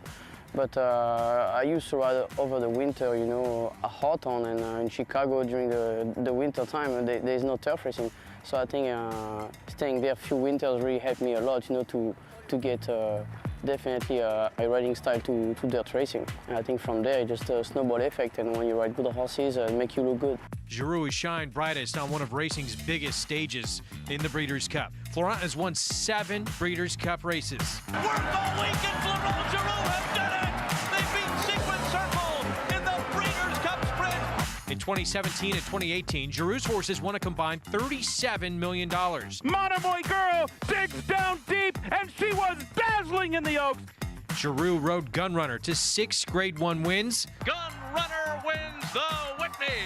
Including that 2017 Classic. Gunrunner's on top of the world! He wins the Breeders' Cup Classic! It's horse racing, you know, keeps you very humble. So you win one, next day, you know, you need to get right back to work. So there's never really no time to celebrate or time off. Geroux has also won America's most famous race, the Kentucky Derby. Under unusual circumstances, 296 days after the 2021 Kentucky Derby, Medina Spirit was disqualified by the Kentucky Horse Racing Commission, allowing Geroux's mount, Mandaloun, to be declared the winner. Chicago has proven to be an important place for Geroux's personal life, too. It's where he met and married his wife. Today, Florent and Casey have 2 children, and in 2018, Geroux became a U.S. citizen. Oh, that was extremely important. You know, I was here. My wife is from Chicago. Both of my kids are born here. So that was just the next step. So I'm proud of it and happy. So it's done. So now it's all good. Lots to be proud of. Florent Geroux, Gary, over the last close to a decade or so, what are some of the biggest changes that you've noticed from Florent Geroux as he has established himself as one of the finest riders in the country? I think confidence is the main thing. Once he started riding these top-class horses and knowing how good he was, he got confidence in himself. He can ride any type of horse. Yes, he gets him away from there in good order, but I'll tell you, his last 5 years have been phenomenal for him. He's at his peak right now. He's young.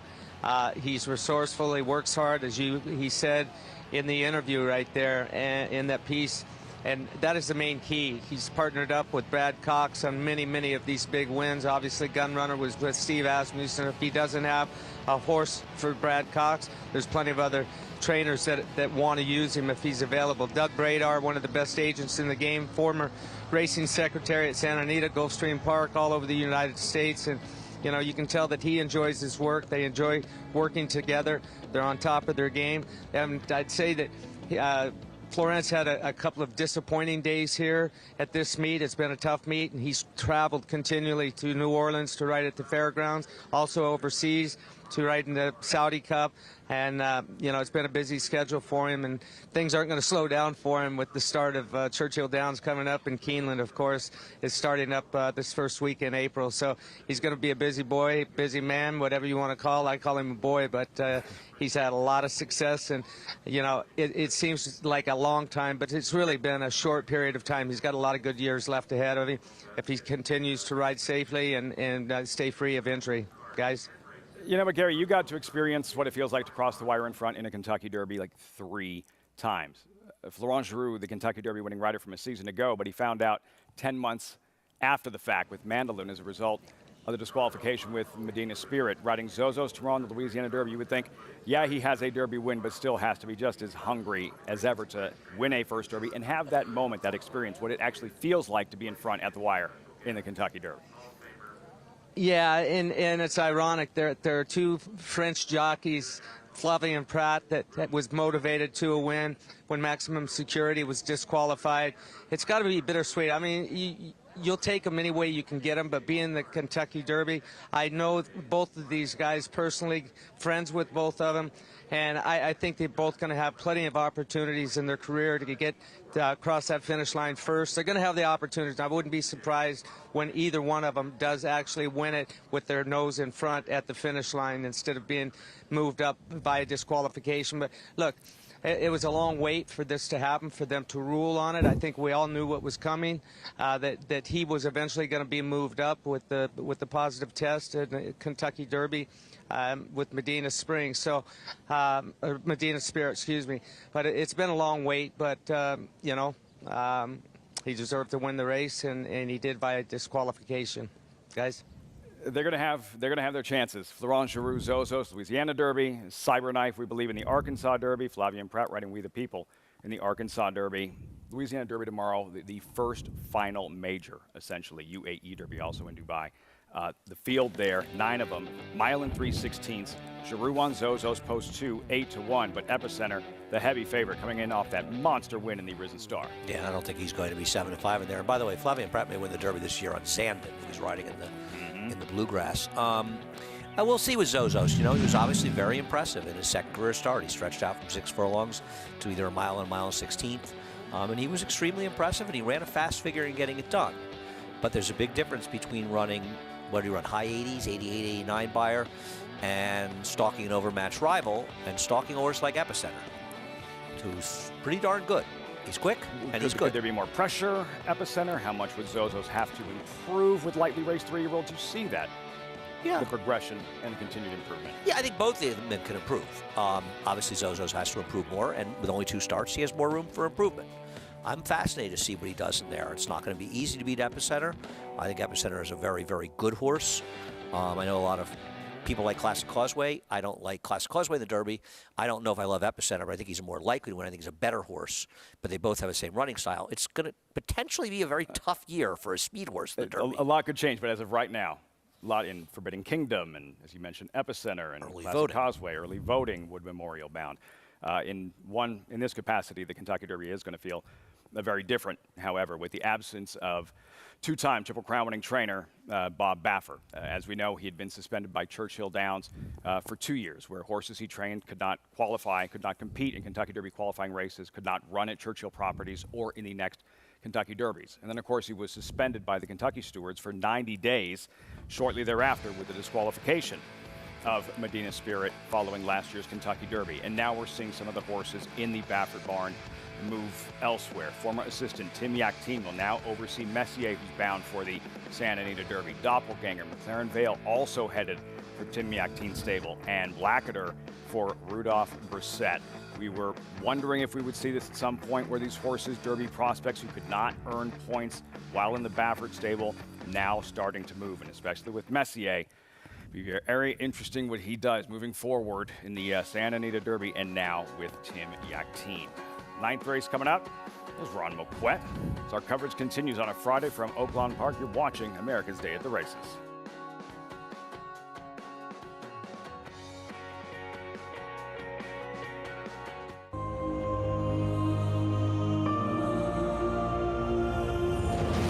I bought a Tapper colt at the Keeneland September sale and incredibly excited about that purchase. It was a colt that had plenty of size and scope and carried himself with a real presence that drew me to him.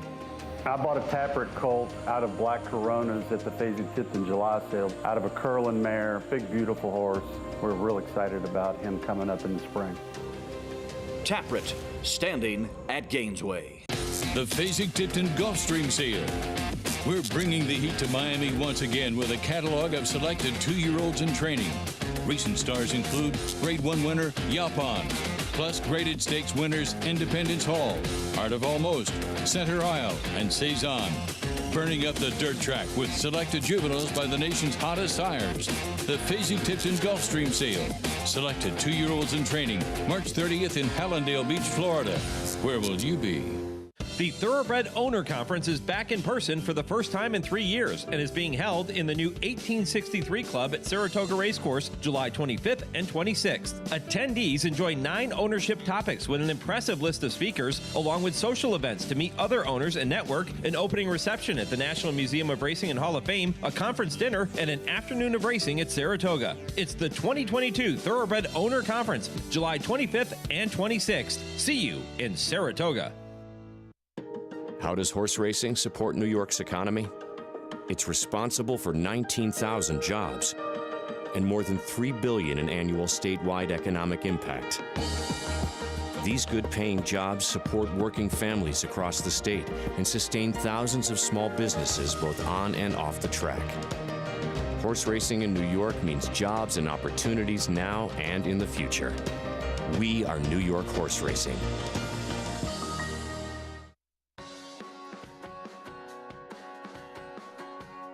You like to sleep late. Coverage tomorrow on Fox Sports 2. The Dubai World Cup, 8 Eastern. It's multi-million-dollar race after multi-million-dollar race. Some of the very best in the world. And all eyes on Life is Good. $12 million Dubai World Cup. We'll have it for you right here on Fox Sports 2 beginning at 8 Eastern.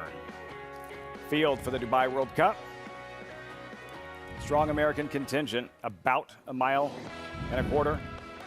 Life is Good, going to have to break from the rail. Hot Rod Charlie, Midnight Bourbon there as well. Country Grammar, 30-1 on the morning line. Make it 8-1 correction. Life is Good, though, 4-5. And coming off that monster effort in the Pegasus World Cup, making short work of the reigning Horse of the Year and Breeders' Cup Classic winner, Knicks Go. Yeah, there were some people that were confused and actually thought that Knicks Go is going to be able to beat Life is Good. And this is no knock on Knicks Go. And Brad Cox did a tremendous job with him. Life is Good is in a different world. Life is Good he's potentially kind of one of those special horses. I don't know if he would have won the Belmont Stakes in 1.5 miles last year, especially as well as that race was run. But I think it's highly unlikely he would have been going for the Triple Crown that day had he not gotten injured. I think he's a machine. I think the loss was incredible. That is about as impressive as a loss. It's like Seattle Slew. As you'll find. That's Congaree running third in the Derby, that kind of loss. Yeah, I agree. It was Medagliadoro in the Breeders' Cup Classic when he lost to Leslie Perfect. Everybody thought he couldn't get 1.25 miles. No, he was a very good 1.25 mile horse. Pleasant Perfect just got slightly better trips and beat him a few times. And he was a pretty good horse, too. It looks like he handled the ship just fine. Full of energy on the track. In Dubai, about a week and a half now, for trainer Todd Pletcher. And I think it's easy to forget how much of an early favorite he was for the Kentucky Derby. He was the brilliant one. He was the standout. He didn't make it, but now we're really seeing him fill that promise as a 4-year-old and moving forward. Right, and I like seeing it. I think we all respect and like seeing good horses, and he is a genuinely good horse. I mean, he is the kind of horse that hinges on, verges on being greatness. I think greatness is overused in racing. I think it's overused in life.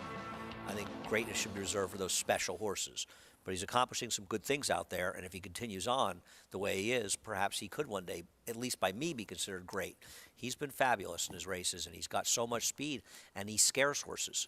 He scares good horses. They don't want to run with him. We'll see if he ever gets into a race where somebody can run with him. As you already mentioned, the way he breaks, you're not worried about the rail, and neither of us too concerned about the 1.25 miles. He's never raced this far. Life is Good. Yeah, strictly won the beat Dubai World Cup. But what about Hot Rod Charlie, if he does bring his best? He's been in Dubai for a while. Here he is in the Al Maktoum Challenge, tuning up for the World Cup.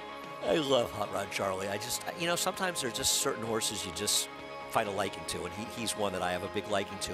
My concern with him tomorrow is twofold. One, I'm not sure that he can beat Life is Good. He's a really good horse. I just don't know if he's good as Life is Good. The other problem with Hot Rod Charlie is if you look at him, his very best races are when he's on the engine. You look at how well he ran that Belmont Stakes, fast pace, on the engine, ran a tremendous race. He can't be on the front end with Life is Good in there.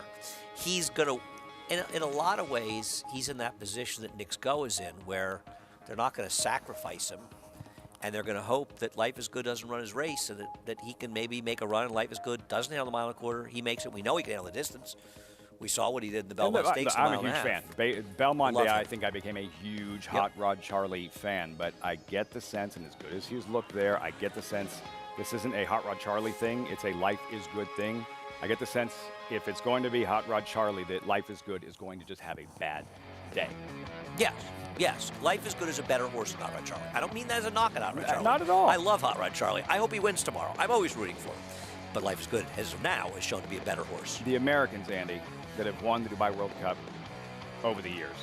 There's like a murderer's row. It's Derby's winners, Breeders' Cup Classic winners, Horses of the Year. Just incredible. That very list of Americans who have thrived on that stage. You know, and even horses that ran second, one of the greatest horses of all time was second to Roses in May, Dynever. You don't know him. Christophe Clement I training. loved him. Yeah, he was starting under an assumed name in that race, but it was him. Invasor, Curlin, Silver Charm, Cigar. It really is a tremendous race. Medagliadoro ran second to Pleasantly Perfect. It is, as you say, murderer's row, and that's an understatement. And maybe it'll be Life is Good, adding his name to that list. You'll find out right here, Fox Sports 2, tomorrow morning. Dubai World Cup from Meydan Racecourse. One left here at Oaklawn Post Parade. Arkansas bred $16,000 maiden claimer. The bus 6-1 drawn inside. Yeah, this race was really changed. The scratch the two Max's heart. DeBus, well, he was in the snow last time. We'll see if he likes less. He's actually not impossible in this spot. Ron Marquette looking for a second win.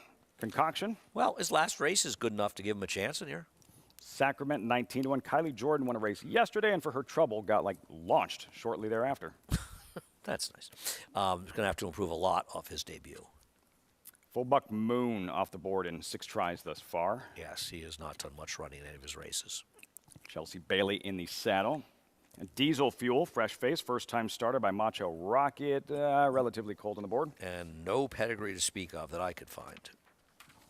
Not much to go on. Does have John Court, though, in the saddle. Number 7, Cybertown, another first-time starter. There's turf in the second family, which isn't a good thing if you're an Archie bred. Unless they're putting a turf course at Oaklawn sometime in the Not near in the future. next 4 minutes. Run around the infield, The maybe. Great Pacific Harbor off the board in 5 straight as well, but drops. No, it's been running claim races, too. With the scratch the 2, with the right ride from Santana, this horse could be the speed. Number 9 is out. Number 10, Contender, risky situation. Yeah. The problem with him is he's 0 for 19. Is he good enough to win here? Sure, but he's had so many chances. He's due. Lose Arrow, 7-race maiden. It's actually not impossible here and could be forward. I like the turn back. Not impossible. Good enough at 10-1.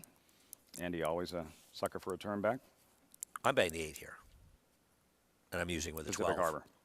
Well, Ozarks is taking a ton of money the first time starter. 3-1 favorite. Probably win. Cat's got a chance, draws in. Maybe we can tease. I don't know if Cat's got a chance in here, but I mean, he's hovering around being good enough. I'm going to bet the 8 to win in box 8-12.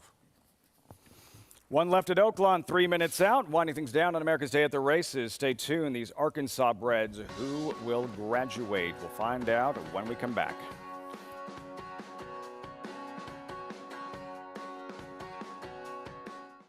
Meydan Racecourse Saturday. The best horses in the world face off in the $12 million Group 1 Dubai World Cup.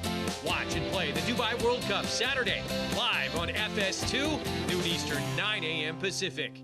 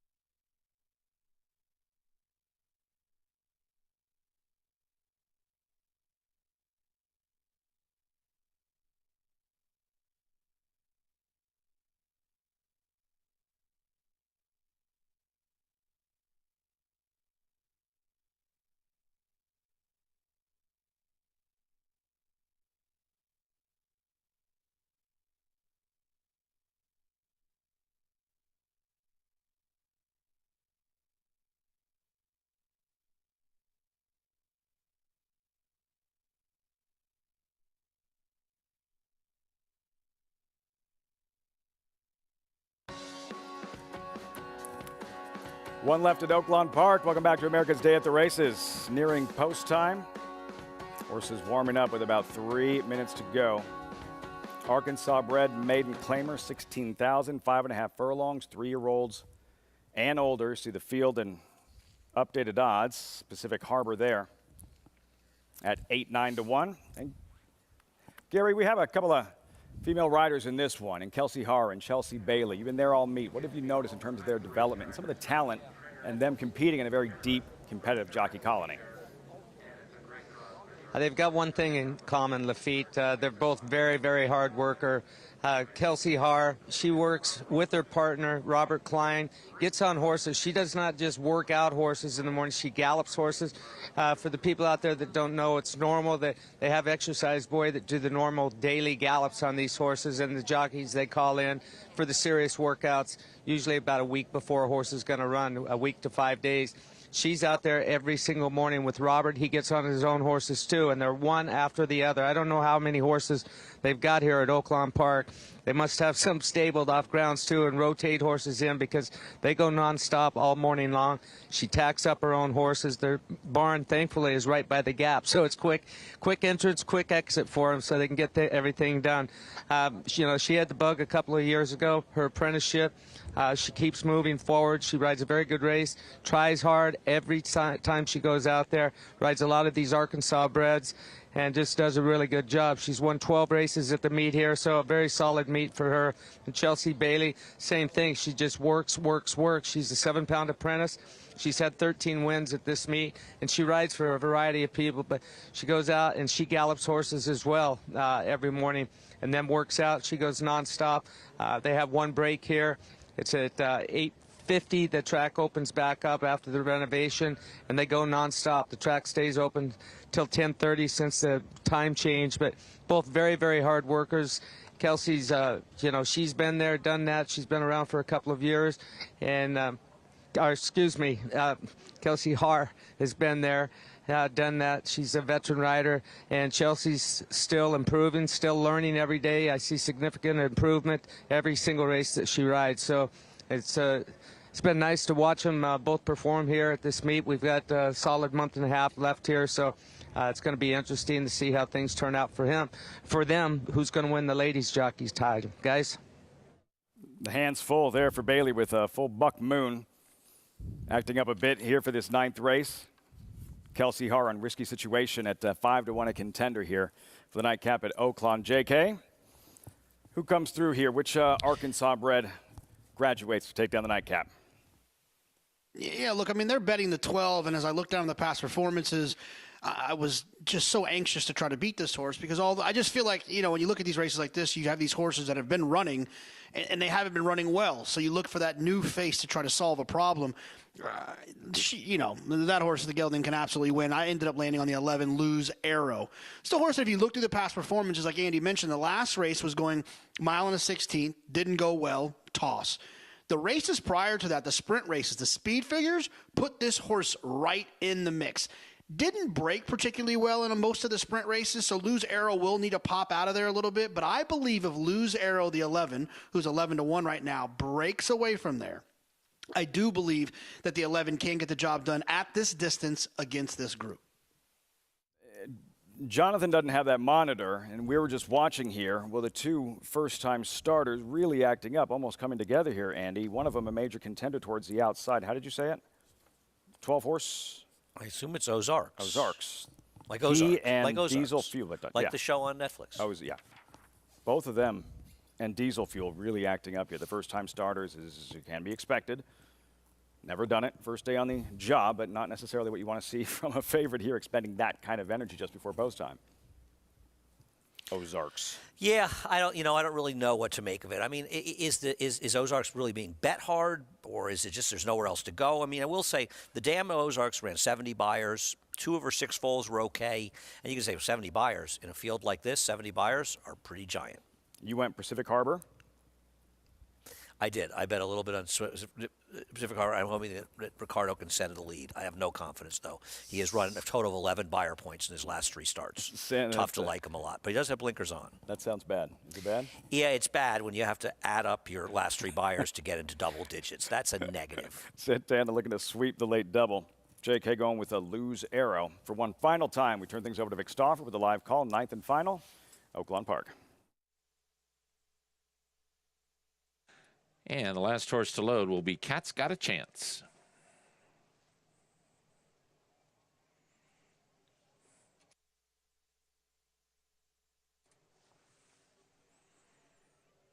They're at the post.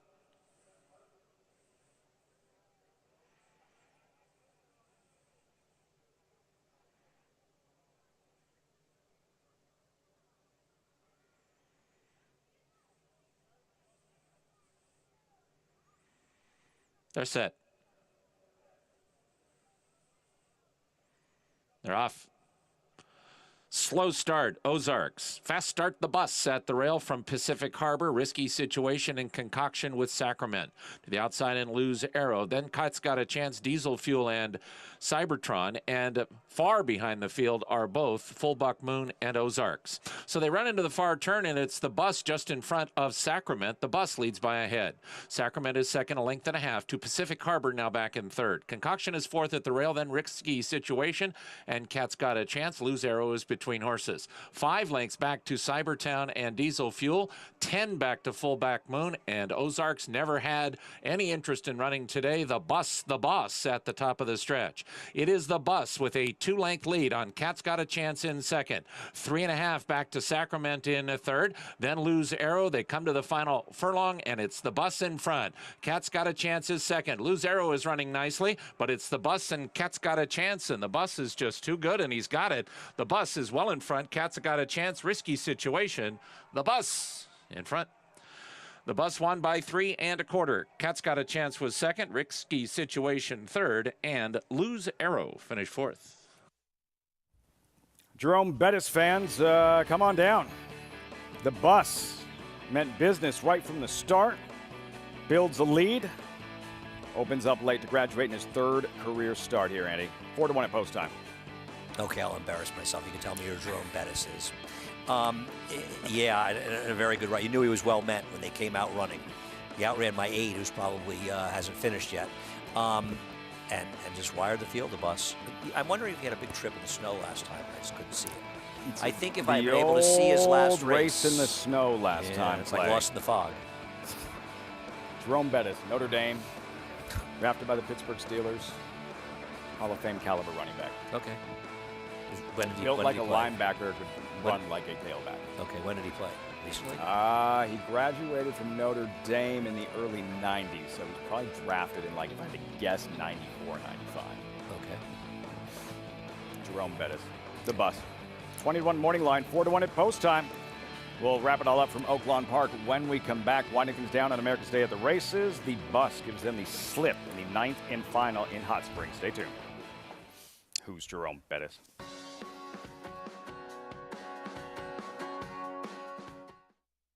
Start spreading the news. If you're looking to win in New York, then breed in New York. To War Dancer, the millionaire son of Warfront, and New York's #1 sire of 3-year-olds. Breed to a proven performer, the #1 second crop sire at the Saratoga meet with multiple winners at Belmont and Aqueduct. Earn double the New York Breeders' Awards and participate in the New York Stallion Series with $2 million in purses. War Dancer, proud to stand in New York. Visit wardancerstud.com.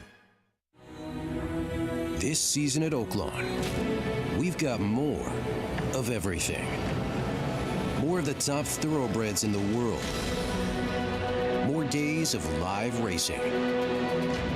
And the largest purses in our history. All at a completely reimagined Oaklawn. Come be a part of this historic season at Arkansas's only casino resort. Run Happy, who was a #1 second crop sire by graded stakes winners and earnings. Run Happy is represented by Smile Happy, the Kentucky Derby individual future pool favorite. a leading dirt sire, and now with an exciting Kentucky Derby hopeful. Call Bernie Sams now and book your mare to Eclipse Champion Run Happy right now. Run Happy, standing in stall 1 at Claiborne Farm. Racetrack Television Network brings you every race, from every track, on every screen, every day. With monthly packages starting as low as $5, RTN gives you great value and access to more live HD streaming and race replays than anyone. Visit RTN.tv today to sign up and watch on almost any device, including Roku and Amazon Fire. Use promo code TRYRTN for a 5-day free trial.